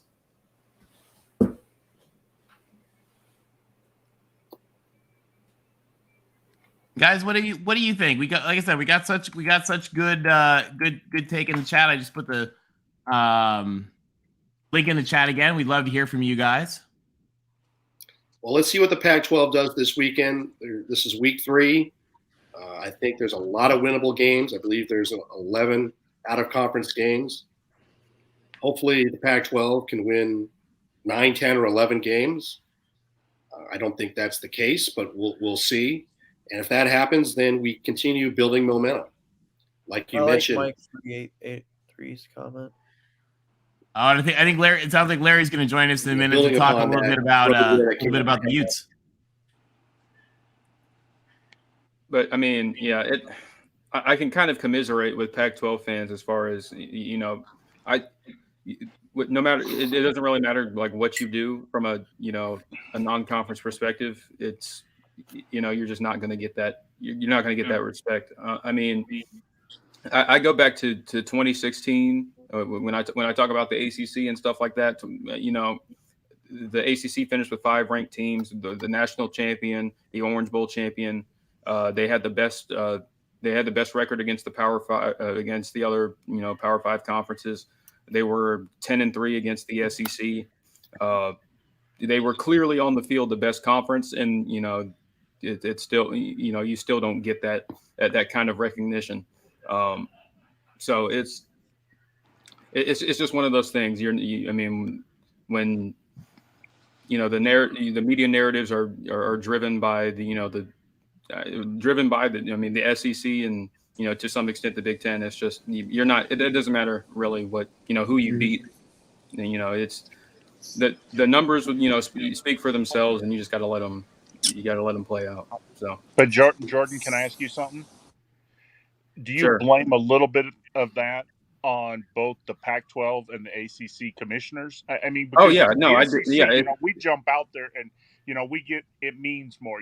Our commissioner is always out there talking, always hyping up the SEC. Where the ACC and the Pac-12, they just I don't know. You don't see their commissioner very often, and when you do, they don't hype up all the teams. They like the ACC will prop up Clemson when they're doing good, or they'll prop up Miami if they're doing good, or Florida State, but they don't try to prop them all up at the same time. You know what I mean? Yeah, I love that George Kliavkoff was at the Washington State-Wisconsin game. We're hyping up Washington State afterwards. I think the Pac-12 is taking right steps in the right direction with that right now with their new commissioner, George Kliavkoff.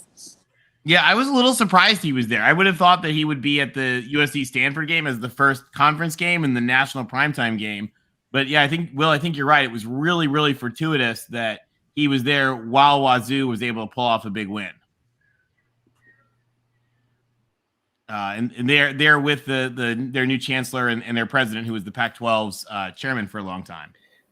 Tim and Tony, can I ask you a question, and Rick too? How are SC and UCLA supposed to compete in the Big Ten when Washington State can only beat Wisconsin on the road by 3 points? Yeah, I think SC's never had trouble competing in the Big Ten, and actually UCLA does just fine in the Big Ten too. I think it's being sarcastic, Tony. Oh, okay, sorry. Yeah, I think that they're one thing I've been noticing this year about the Pac-12 is you're starting to see quarterbacks evolve again, and I've always been taking pride in the quarterback play in the Pac-12, which has seen a significant dip over the past, I would say at least 5-6 years, in my opinion. And this league has been built on great quarterbacks, great passing attacks. And I see that coming back again. It may not be sustained because I think a couple teams are leaving, but there is still room for the Pac-12 to make some noise this year. Like Mark just put in the chat, there's some really big games this week that are going to shape perception. Can the Pac-12 win these games? Because again, that's the only thing that's going to change this narrative. Connor, by the way, are you calling in to talk about the Beavs? Speaking of one of our favorite team stars, let's welcome Larry, devout Utah fan. How you doing? Good. How are you guys doing? Good, thanks. Talk to us about the Utes and your big game this week. Oh, we should be just fine. San Diego State lost all their super seniors, so we should be good. And we don't have Charlie Brewer starting, so we're in good shape. Yeah, I think that's definitely actually a help for you guys. And Utah looked great. Yeah, actually, none of the starters even were in the second half. I think the defense was the first series, but it was the third quarter was the second and third string, and the fourth quarter was the third and the fourth string. So they literally, it was the walk-ons in the fourth quarter, and they still managed 14 points. So we had our third QB in for the fourth quarter and our walk-on running back, and they still scored 14 points. So they're pretty good. But there was a point, and I can't remember what reporter did it, but he was talking about how 2020 killed the Pac-12 more than anybody, because like Washington played 4 games, and that was with Jimmy Lake in his first year.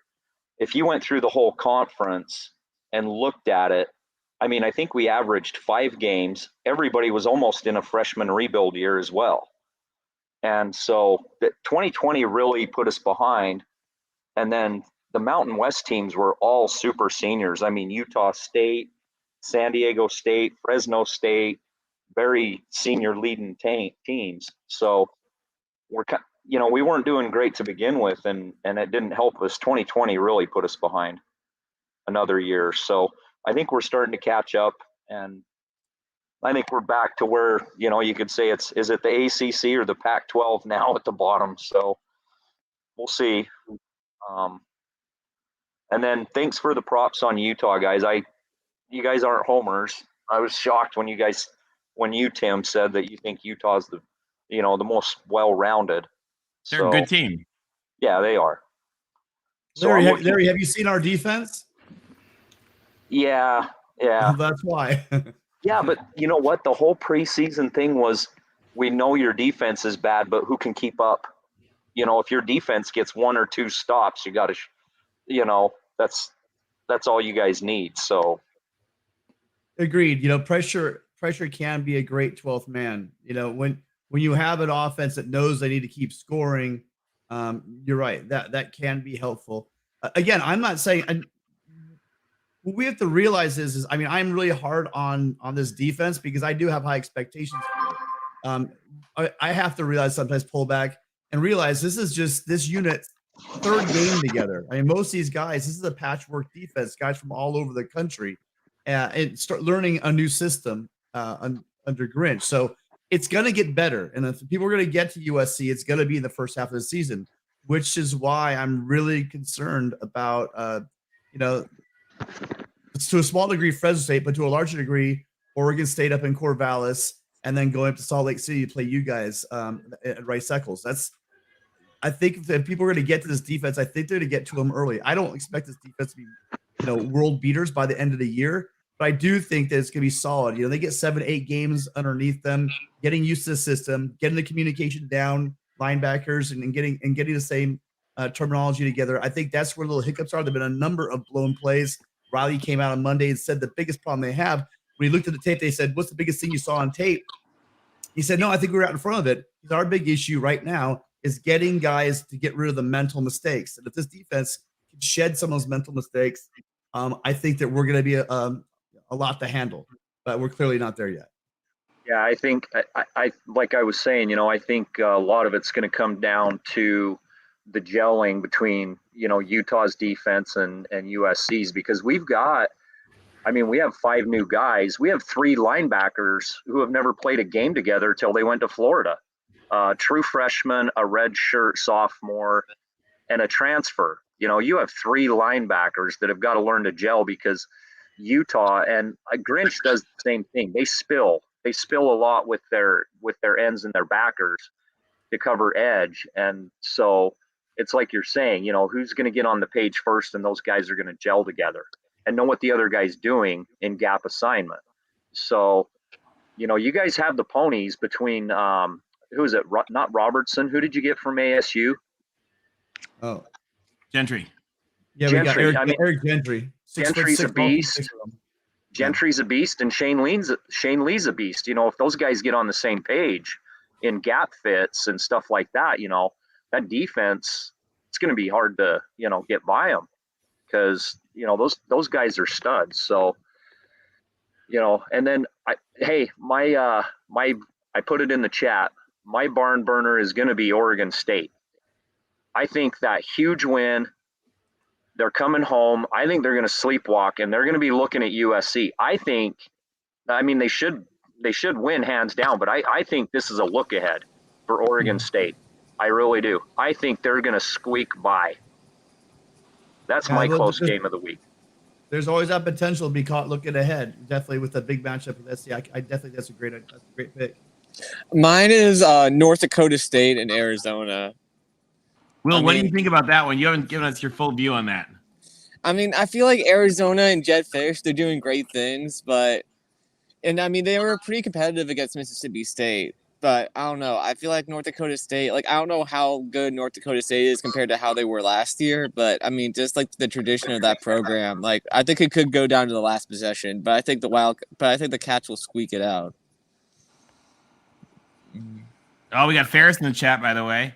Yeah, no, I think. Well, that's exactly what I think is going to happen. I think it's going to be a heck of a game. I'm really sad. It's exactly opposite USC. So I'm going to have one on one screen and one on the other as they're going on. Yeah, I remember last year, Colorado, they were not a horrible team.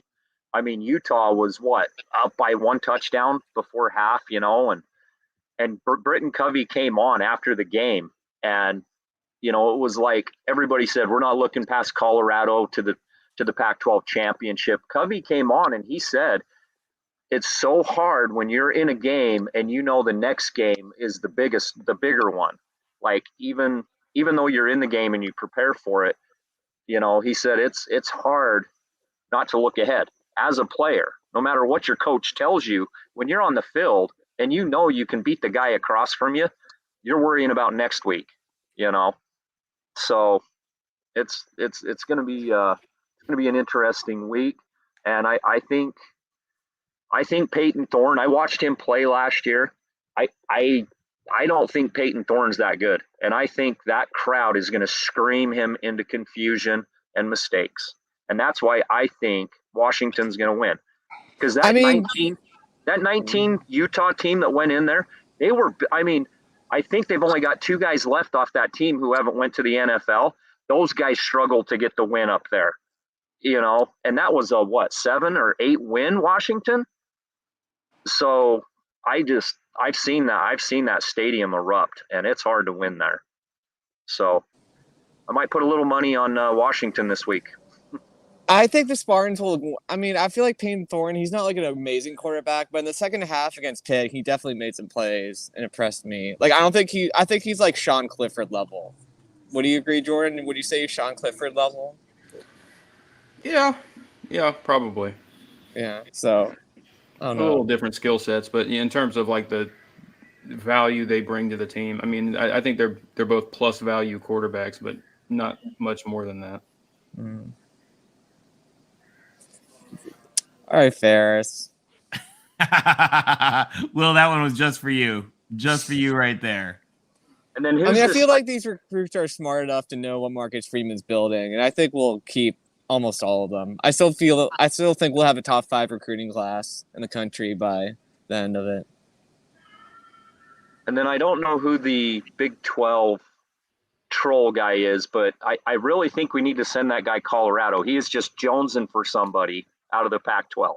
So yeah, Colorado. Do they? They're really worried about national prestige. I'm not sure Colorado's the team they want, but they seem to want them. They can have them. Hey, academics, if they want to improve their academics, Colorado would do that, right? For the Big 12. Oh, it definitely would. They only have that conference only has one AAU school now. Right, so but isn't Baylor's pretty good though, aren't they, academically? They are. They don't do a lot of graduate research, but they're doing Baylor's doing a lot of great things. They have a great president, and they're doing some really, really, really good stuff. Okay. All right.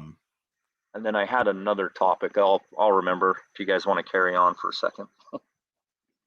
Yeah, no, I really like some of the stuff there, and they have an amazing AD too. Really, really amazing. That would be a good trade for the Pac-12. Yeah, that really would be. They give should us do that. Texas Tech or something. I mean, give us a win, but some fans. And yeah, I don't know. Oh, guys, we put the beaver alarm out. Get your chainsaws. We have Mr. Oregon State himself. Ladies and gentlemen, welcome Connor Johnson. Connor, welcome. Connor, my man. Fellas. Connor, you guys are going up. was- You're going up to the big stadium this weekend. Yeah, bigger than ours right now. I know. Tell us about it. What are we going to see out of the Beavs? You guys who deserve to be ranked and have been shafted by the national media. You got Montana State, who's a legit team. What's going to happen up there at Providence Park? I've been taking some notes because I've been listening while I've been cooking. So I'm going to have to start cooking earlier. I don't know why I always eat late. Okay, so I have some time now. So first off with Montana State, Providence is going to be cool. Within the last 2 years, they added on seats and they kind of like domed it out at the top. I think I see it in your picture. That top row right there is pretty brand new. And I've been there. It's always consistently one of the top 3 MLS stadiums. Seattle's up there, but that's a football field.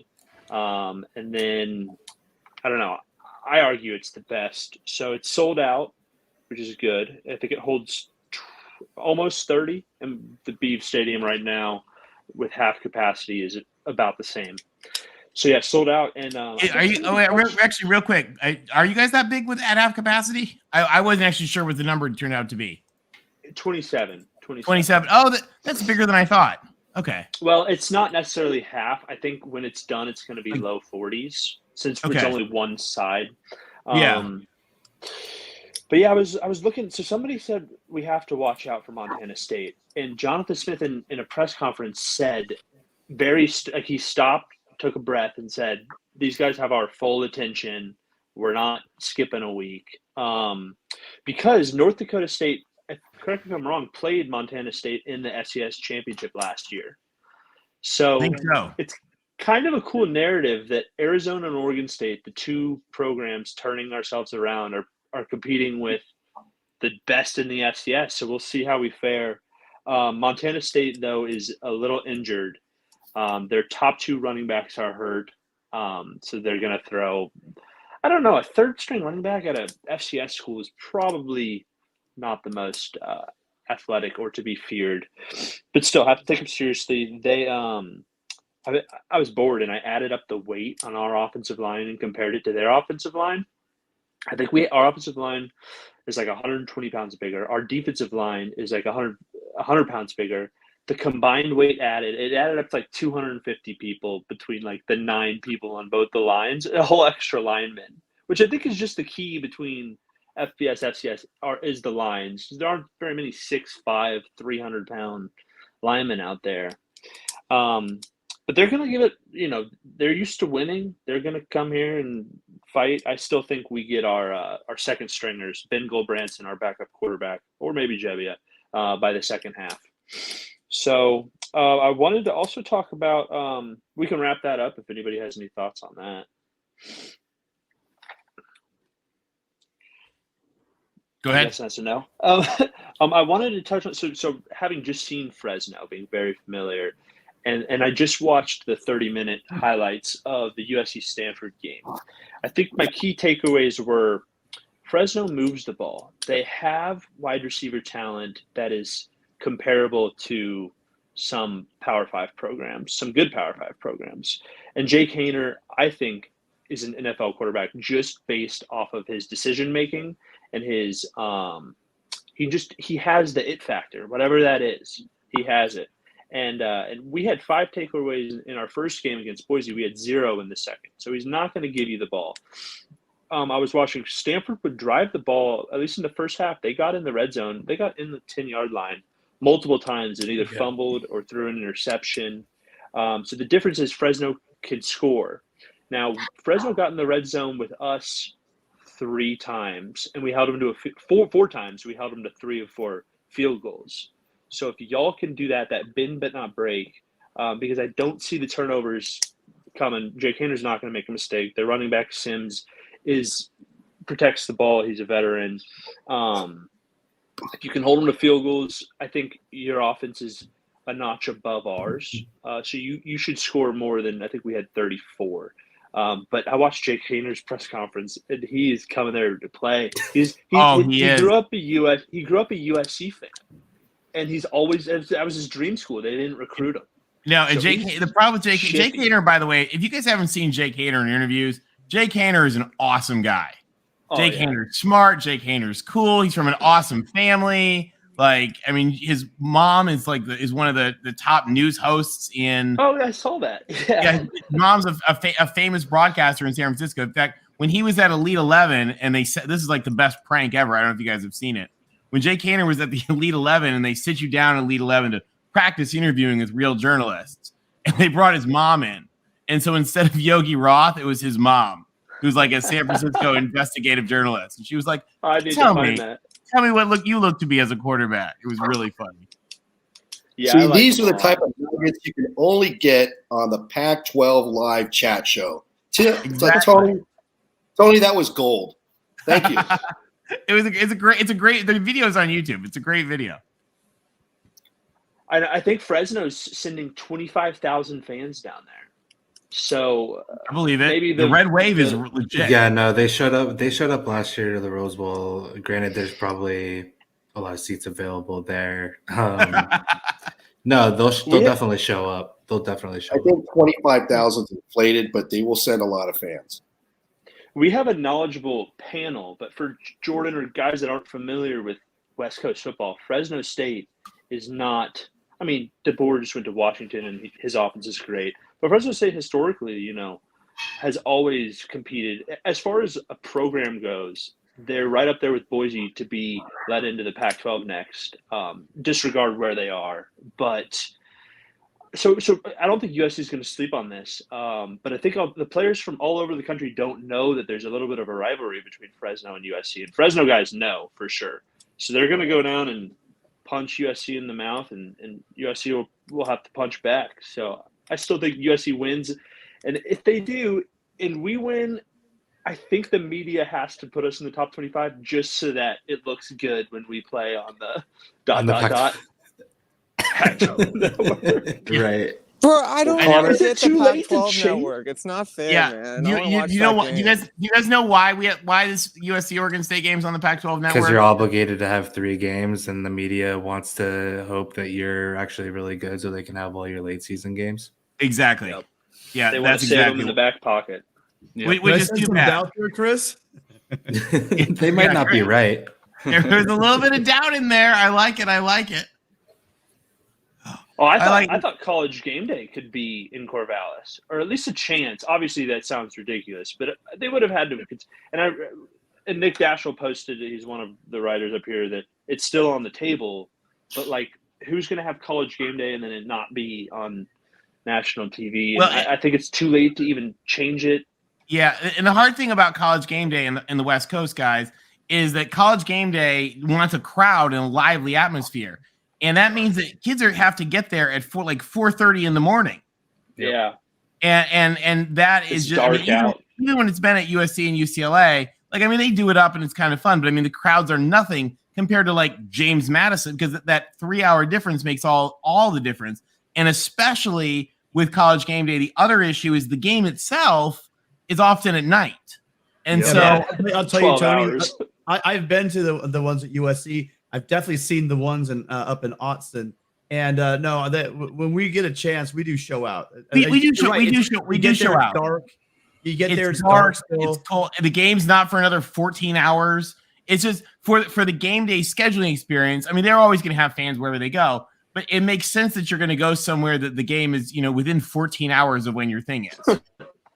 Yeah, I can't remember who it was, but one of them famous, it might have even been Herb Street, said that he talked about they've been doing a lot, and one of his favorite places to go for game day is Austin. So again, Austin's great. The fans in the Pacific Northwest are we all know they're nuts, and they're awesome. Beaters. Oregon State had it once in 2005, and the whole quad, like the Memorial Union quad, was just filled. They put it right. That's a beautiful building too. That building is awesome. Yeah, it's old school. That was like the backdrop. I think it was an Oregon State game. Oh, nice. Guys, great Oregon State has a beautiful campus that nobody knows about. That's why I came here. And it's funny too, because the thing about Oregon State is that a lot of people assume Oregon State's the ag school, but it's actually much closer to Portland than Oregon. So I have a lot of friends who are like, I'd rather be at Oregon State. But by the way, this weekend we are all Ducks as well. So in fact, we got Mikey coming in a minute, who's a big devout Duck. Well, you're gassing me up. I must say USC. I've been to Stanford, USC. Haven't been up to Seattle yet. But when I went to USC, I went to the USC Stanford game in like 2007 or 8. No. It was later than that. It would have been like 2012. It was a great game. It was like 2 top 15 teams. USC won on a late field goal. But we tailgated in the midst, because you're kind of like you're walking from like the hood, and then all of a sudden you're on campus, and all the frats and sorority, all the kids were out, and it was just kids. I was a kid at the same age at the time, but like USC did it right, especially for like where it is. Like that was a fun. It's a fun place to go to games. Of course, the Coliseum too. Yeah, way outdid Stanford. My sister got her MBA there at Stanford, and we went and did those tailgates, and it was just, I mean. It was a little bit, but it was like laughable when you compare to SEC country. But Stanford is off this week. But everybody who saw our show with the Stanford tree last week, the new Stanford tree is being unveiled at next week's game. Yes, it is. So get ready, guys. There's going to be a new Stanford tree costume. And he said it was like the most unique ever or something.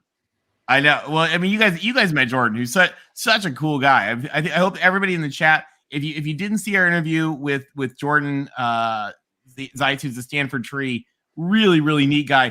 Also CEO of a video game company, in addition to being Stanford tree.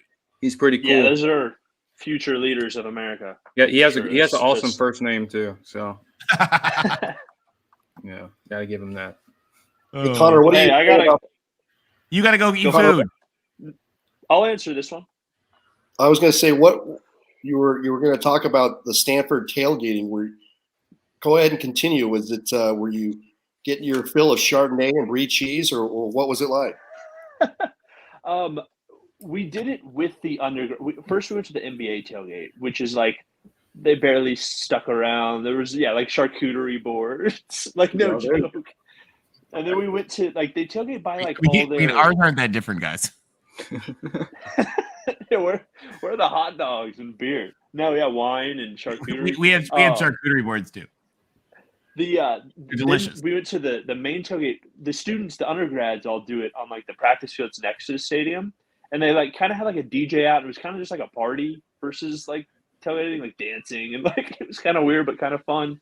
And then all the kids like left at halftime for the game. I mean, Stanford has a hard time selling that place out, anyways. But it was just kind of something to do for the kids on the weekend there. Well, I mean, Christian McCaffrey was famous for coming back, riding his bike back from the game, and one of his roommates looked at him and said, "Oh, where have you been?"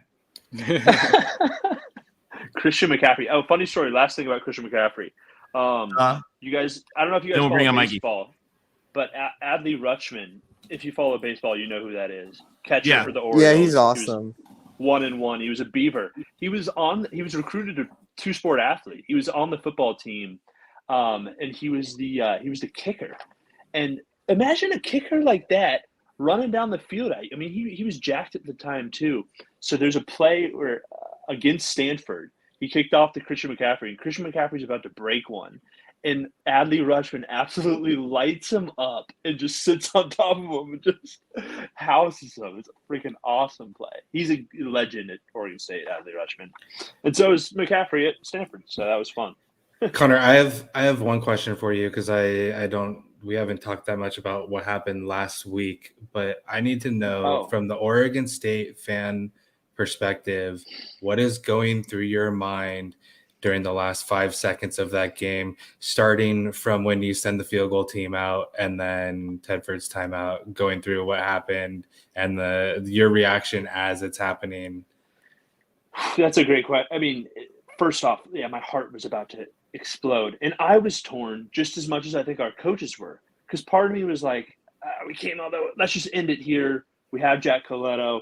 And then the rational side is like, no, like just kick it, give yourself a chance in overtime.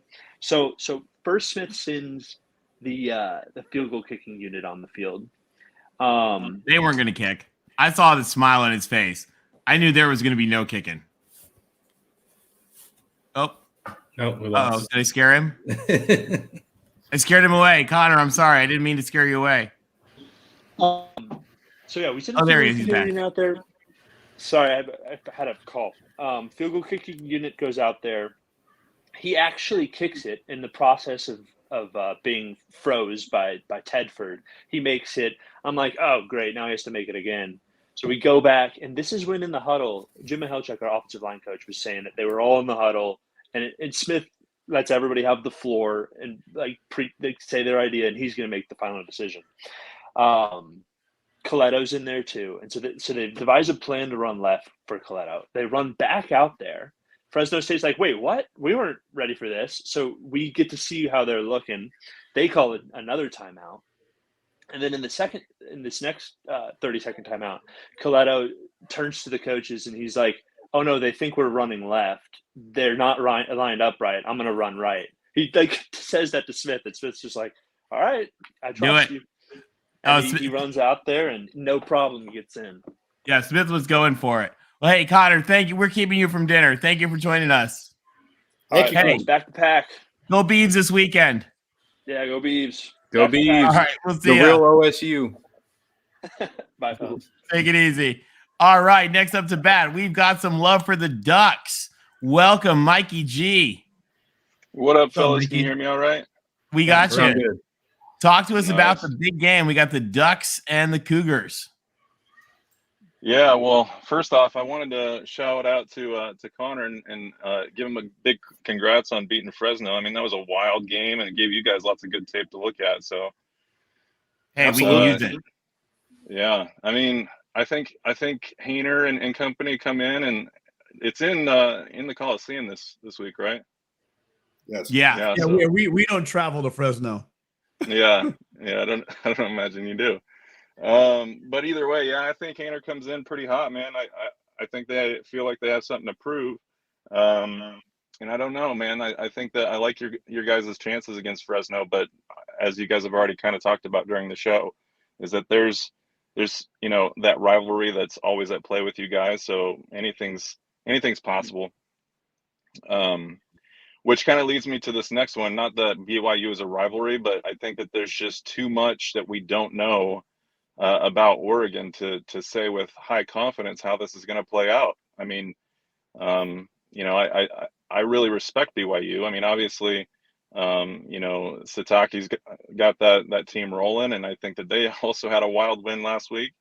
And so I think that they come in with a chip on their shoulder, and they're coming into Autzen, which I think gives us the edge. But at the same time, like it's hard to say, right? Like the litmus test is BYU. We haven't had the identity of the team unfold yet. Yep. Yeah, it's going to be real interesting to see. And they have confidence because they went 5-0 against the Pac-12 last year. So they're looking to make it 6-0. But Oregon's got to stand up, and they like you mentioned, Mikey, you got to find out who Oregon is, right? The first 2 weeks, you really can't tell. But you're at home against a reputable opponent. Here's the opportunity. Yeah, absolutely. A lot of fans seem to think that we need to do this to prove something. I would like to, and this is going to be very unpopular to say, but if we kept it competitive against BYU, even if we lost within a touchdown, I would be somewhat satisfied with that, given the circumstances around the team. Because BYU, I mean, they're no joke, and like you said, they were 5-0 against the Pac-12 last year. They're coming in with some swag, and I personally think that that's rat poison. I mean, they just boosted up in the rankings to 12, right? So they think that they're the better team, and they think they can win, which they can. But at the same time, like, it's a lofty goal to win in Autzen, and if the team is fired up, as most of you guys on the panel know, it's very hard to win in that stadium. No matter the year, and I think that we've got a lot of talent on paper. There's no question there. It's just a matter of whether or not they've worked out all the kinks yet. Yeah, the Pacific Northwest stadiums are loud. They just are. Again, just like Rice Eccles, I can't say it enough. Those are true, very true, knowledgeable fans as well. You know, there's nothing worse than having fans loud on third down. And your team has the ball and they're all getting all excited. You know, the fans up in Austin, you guys know when to get loud and you know how to get loud. So, yeah, it's going to be. I wish you were a little more optimistic because I mean, I don't think BYU has a lot of fans these days. So we're kind of hoping that Oregon can give us. It's going to be a big game. The eyes of the country are going to be on this game, and it's really going to be. If we want to start getting the props we keep asking for, these are the games that the Pac-12 has to win. For sure. I mean, it's a showcase game, no doubt, and everybody recognizes that. Both sides do. I mean, both sides want to prove something, right? And so, I don't have enough information. Like those two blips on the radar, you've got us absolutely falling on our face against, Georgia, and you've got us smashing Eastern Washington. Those don't really correlate very well. So it's very hard to kind of figure out like which one is the most accurate representation of this team. And a lot of people fairly say, that Georgia game, you're playing the best team in the country right now. And it just got away from you. And there was a lot of momentum, you're in Atlanta and all these different things. But at the same time, like that's very discouraging to see the team kind of just completely downshift the way that they did. And, say what you will about Dan Lanning. I'm one of his biggest fans. I think that he has all the acumen that you could ever ask for in a head coach in terms of just energizing the team, the acumen, the pedigree. He's definitely the Saban tree and all this stuff. So he has the resume. Can he put it all together to keep this team focused?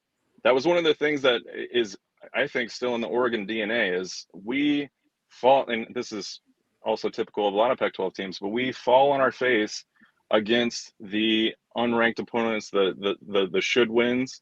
And that's something that I would really hone in on this year. I hope that Dan can kind of iron some of that stuff out and bring some of that discipline in and treat every game as if it's, USC or UW or whatever else. We can't be losing to Arizona. We can't be losing to Colorado. We barely eked out a win against Cal last year. That was a wild one. And so, it's a focus. It's a discipline thing. The energy is there. The talent is there. Can you put it all together? Can you execute? Yeah, I think people forget about how long it takes for a defense, especially, right, to get caught up to speed in college football or even in high school football. There's a lot of window dressing the offensive coordinators they have. They're going to have misdirection, and so when you ask a bunch of guys to come in with a new defensive system, as they flood the zone, there's all kinds of things that an offense can do to confuse these guys that are new, that they're in a new system, and it takes time for these guys to get used to what their responsibilities are, what their gaps are, and then on top of that, the communication and knowing who's going to pick up whom. And I think you guys are just learning that fact that in this world of instantly we want our team to be great and winning when a new coach comes in. There are always those growing pains, and that's why we worried about USC going forward. And we've seen it at Oregon, and it's nothing new in football. You have to give a defensive coordinator time to get his guys up to his system. Yeah, 100%. And that was very evident based on, right out of the gate, you see Justin Flo and Noah Sewell kind of flat-footed. It looked like they were trying to make those reads that you're talking about. And, that's to be expected a little bit, but it just, us Oregon fans, we have high expectations and we know what these players are capable of. And so to see them not kind of rise up in that moment, it was, I don't have to tell you what it was like. It's hard. It's hard to watch athletes, right? Have to think, you don't want them thinking, it kind of negates that, again, that natural size and speed that they have. Flo and Sewell are two of the better linebackers you see. But if you see them thinking and reacting instead of just attacking, you want to see those guys going downhill. But again, if this is a new system, they're going to have those moments where they're unsure, and that's what's making that defense look a little bit shaky. Yeah, I completely agree. And that's just what makes it so difficult to predict how this is going to play out. In one universe, we could go in and just smash. And in another universe, we have a similar outcome to Georgia just because, there's some momentum swing that happens where it just shell shocks the team, and the fans start. I don't want to say anything negative. I'm gonna project positivity because I'm an optimistic guy, and I think that we can definitely win and win with confidence. It's just a matter of what version are we going to get.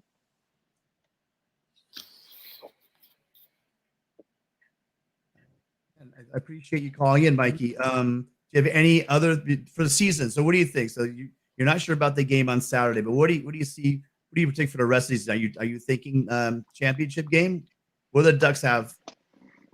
Well, of course. I mean, doesn't everybody? Like, if you're a Colorado guy, and you're diehard and you're thinking, this might be the year, seeing those positive things in the off season, you kind of still are, somewhat hopeful and optimistic that something goes your way and all the other cards kind of fall in your favor. So again, anything can happen. And we're talking week 3 now. So it's very hard to predict, especially with a brand new staff. But to answer your question, absolutely. Do I think that we can make it to the conference championship?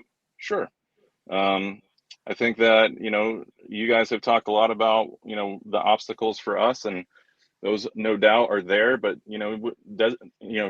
disaster in the desert is a thing, because we have fallen on our face in the desert multiple times, and that's always on the cusp, like we've got all the momentum in the world to make it to, a BCS game or a playoff or something like that, and then somebody gets hurt, or there's a buffoonerish play that happens, and the whole game just changes. So I think realistically 9-3. I was going into this season thinking 9-3. I think that's still very achievable, and I think it's a healthy expectation given the brand new staff and everything else. So I'm going to the Utah game, obviously for every reason that I'm sure you're aware of. And I think it's going to be an electric atmosphere, regardless of kind of the scoreboard, like fans are just going to be fired up. And so, I'm happy to partake in that, but it's so tough. This off season, I've never been more energized than I have been, recently. And to see the Georgia game, it didn't add up, and so you kind of ask yourself, what was it that led me to believe that we were going to keep it within, 1 to 2 touchdowns of this amazing roster. My question is going into the season were about Kenny Dillingham and Bo Nix. Can you sell me on them? Because so far I haven't been too excited what I've seen. What about you? The short answer is no. I probably can't sell you on either one of them because I personally didn't like the move to bring in Bo. And again, I say a lot of unpopular things that might stir up some other Duck fans, but the thing is that he was a stopgap QB. I mean, everybody kind of saw that at face value, except for the people that were just completely bought into the new staff, and they thought that was a stellar move. But the point is that I think that having a losing season or a 7-5 season anymore is kind of like, even if it's year 1, you can't afford to have that anymore in college football, because you're talking about millions of dollars on the line, not making these bowl games. You're talking about recruiting. You're talking about, jobs being kept. And so I think that's a safe move. Like, if Kenny Dillingham knows that Ty Thompson has got some, shaky tape, then he's going to go talk to his buddy that he coached up in 2019. And so, the Bo Nix thing is everything that everybody already knows about Bo Nix. Which version are you going to get? And I think that him having our very stout offensive line to protect him should give him all the confidence and ability to be the good Bo. But, he still makes these bonehead plays occasionally. In terms of Dillingham, I think that he shows a lot of potential. He's never fully coached a game until this year, or called plays for the offense. And so I think that from what we've seen so far, it's not hard to improve on last year in terms of the offense. I think that a lot of folks were, super. Their patience had worn thin with the inconsistency from Anthony Brown, and you can't really blame a whole lot of that on him so much as it was kind of, I think a lot of people thought Mario was tying the hands of Joe Moorhead, but at the same time, you got to run the offense that you're given. And if you're not running that consistently and effectively, then you can't help but take some of that blame. So I think it's an improved offense. I think that it's more explosive. And I really like the idea that he's balancing it out. He's going back to the air attack, and he's also trying to isolate these one-on-one matchups. Cool. Yeah, well, you brought up Ty Thompson, and everyone on the West Coast that follows recruiting knew that he was a big quarterback, big name quarterback. Do you think what's going on with his development? I would thought we would have seen him by now. Do you think it's the problem with the instability in the coaching, or what's going on? Have you heard anything why he's not seeing the field yet? Yeah, I think that it's such a controversial thing because like you said, he was very highly touted. A lot of people expected big things, and a lot of people expected him to come in this year and potentially even win the spot. Not me particularly, but they thought that he had a chance to even win over Bo, knowing what we knew about Bo. But at the same time, the reports from practice in spring and fall have been that, nothing official, but the kind of the subtext usually is that he's not the better quarterback. He's not making very good decisions. He's throwing some picks and whatnot. So, I'm in the Ty camp in as much as saying he needs to get some reps, right? If we have any hope of bringing in more 5-star talent, we've got to be able to point to our quarterbacks who enter the NFL and are doing well. And you have to develop these quarterbacks. If we make a name for ourselves as, a school that basically recruits at a high level but doesn't give these guys a shot, that's going to crush it. And that's always been my argument. So this last Saturday when he was down on 3 drives, he took it down for 2 scores out of 3. So that was encouraging to see, but that was great. I'm not lobbying for Ty to play over Bo. I'm lobbying for the development of Ty. Yeah. No, I mean, again, Mikey, this is why I'm trying to get you. I appreciate Larry coming on, talking about the Utes, Connor coming and talking about thank you guys. You guys really bring depth. I mean, we all on this panel, we love the Pac-12. We know a lot about the Pac-12, but the insight you guys bring just will make this show just that much more exciting. So I really hope you take time in your week to come visit us every Wednesday so we can continue this and talk about the Oregon Ducks win next week. For sure. Thank you, Mikey. Thanks for coming. Yeah, absolutely. And just a quick, shout out to you guys, man. You guys put together a phenomenal product here. I've never seen anything quite like it. And I think that, thank you. Yeah. And it's not just the graphics. People always talk about graphics. It's content. You guys are very good at not just engaging with, the other Pac-12 guys, but you bring up stuff that's very relevant. And like you said, Tim, when you're incorporating kind of this expert level knowledge on the, the teams and whatnot, I've learned so much about the conference. I thought I was fairly decent at understanding the Pac-12. Man, watching this show, it just brought it to the next level. So just keep it up. I love it. Appreciate it. Thank you so much. Thank you. We really appreciate that. That means a lot. Thank you. That's a perfect segue, guys. If you could do us all a favor and just take 1 second to hit that like button.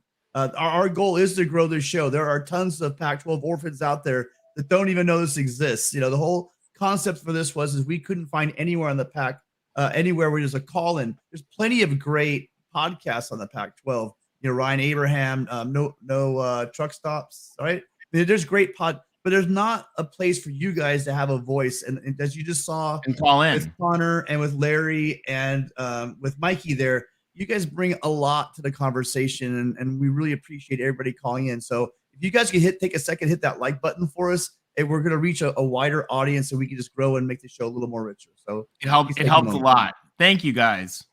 And thank you again, Mikey. Yeah. All right. Oh, sorry. I hit you a little too soon. Sorry, Mikey. I didn't mean to cut you off. And speaking of Mikeys, we have another Michael joining us. Michael, what's going on? What are you thinking about the Pac-12 this week?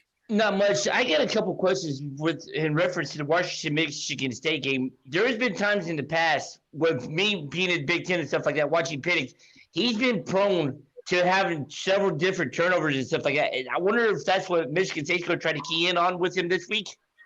You think, or do you think he might be able to ball out with Washington and stuff? Considering how they don't they didn't have a decent defense last year, but with Penix, he's been prone to turnovers in huge games before. Yeah, again, he hasn't turned the ball over so far this year. I think he's not. I don't quote me this, but it's like 9 touchdowns to 3 interceptions.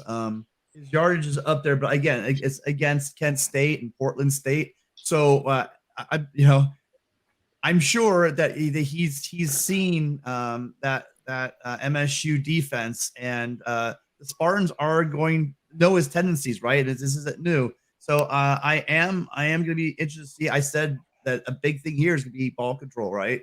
And in anything, it seems like a cliche, but it really is. You win that turnover battle in a close game. That's where games are won and lost. So if he turns into an interception machine, it's going to go south really quick for Washington. Yeah, but on the flip side, what about Peyton Thorne?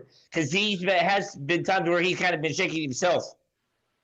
Yeah, one of the strengths for Washington has been their secondary over the years. I'll admit I don't know too much. Maybe Tony, Rick, Chris or Jordan, one of you guys can fill me in. But they've had a strong secondary over. It seems like they've always had a strong secondary up at Washington. I don't know who they have up there right now. Mm-hmm.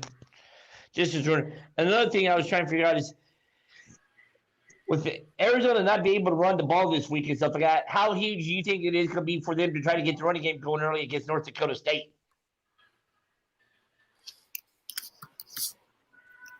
Come again? No, what I was asking is, like, with Mississippi State literally not letting Arizona run the ball against them last week, I wonder how huge it is for them to for the Wildcats to get the running game going early against North Dakota State. I think it's huge. Yeah, I mean, you made a good point. Yeah, they were kind of overmatched against Mississippi State on Saturday, but just Mississippi State. I don't think a lot of people realize how good they are up front on the defensive line. So they were going to have issues, I think, regardless. But yeah, it's going to be important for Arizona State, and it's a tough matchup. I haven't looked at the line there, but anytime you're going up against the FCS national champion, and one of the best college football programs of any level for the last 10 years, you're going to be in for a dogfight. So, and it can get out of hand real quick. So, getting the run game early, getting a fast start on offense, not taking advantage of your opportunities early is going to be huge for Arizona in this game. Jaden Delora has to be smart with the ball. But I'm really interested to see how that game plays out, because there's not a lot of FBS teams that are willing to schedule the Bison for a reason. Yeah. Yep. One last thing before I let you go, guys. You guys brought it up earlier about tailgating. Is there a chance maybe you guys can have a segment on Sunday night, talk about best tailgate places in the Pac-12?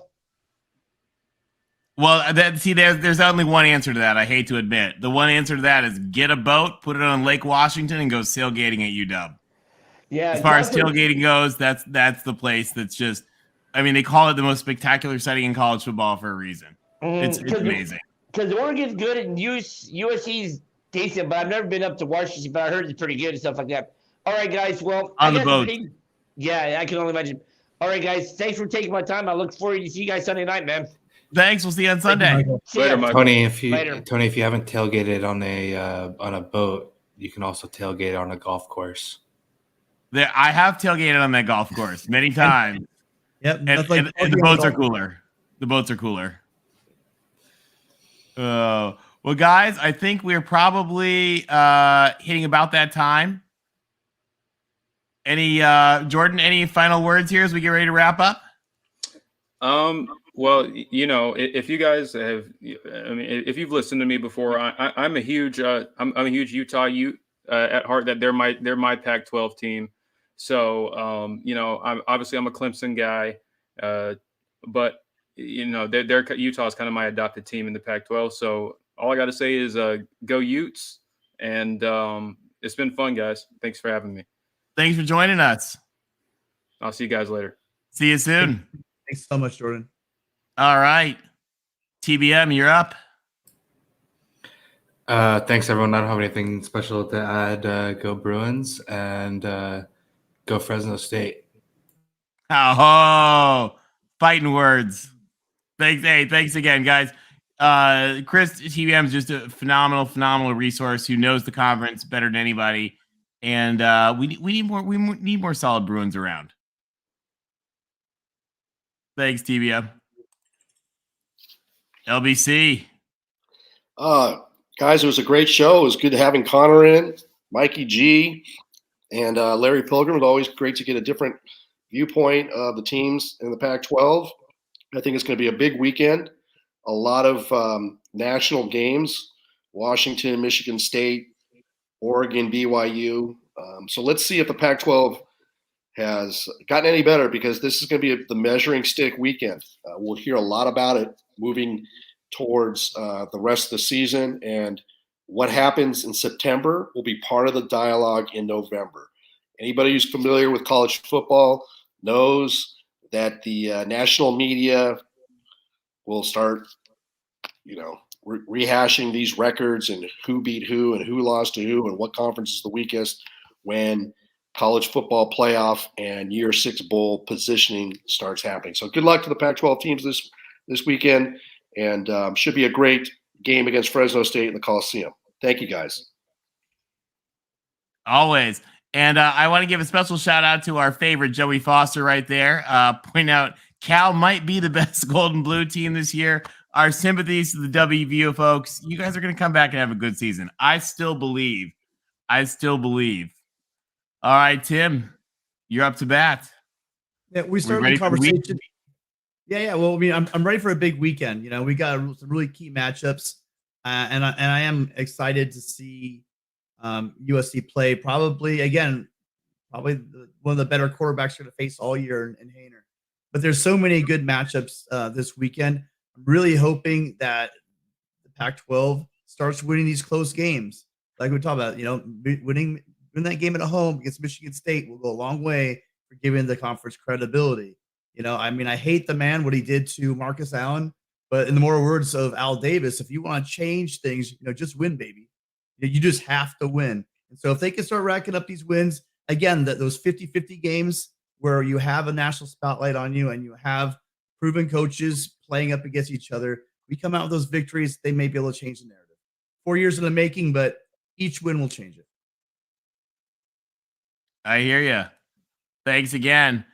And I just want to thank you guys, everybody out there, everybody in the chat, everybody watching at home. Thank you for taking a couple minutes, a couple hours, however long you've been with us, and spending some time with us. We really appreciate it. It's a really, really amazing community at all 12 of the Pac-12 schools, and not just the Pac-12 schools as well, but even the nearby Mountain West schools and all that. And there's not a lot of outlet to chat about that and have fan engagement. And so we really appreciate you guys joining us. We hope you'll join us here, the Voice of College Football, every Wednesday, as well as follow up with the other Mark Rogers shows. Like, for example, the USC shows that he does and the Oregon shows that he does are really, really top notch. And they also love to have fan engagement. So on behalf of Tim and Rick and everybody else, Chris and everybody else involved with the show, thank you guys. Have a wonderful night.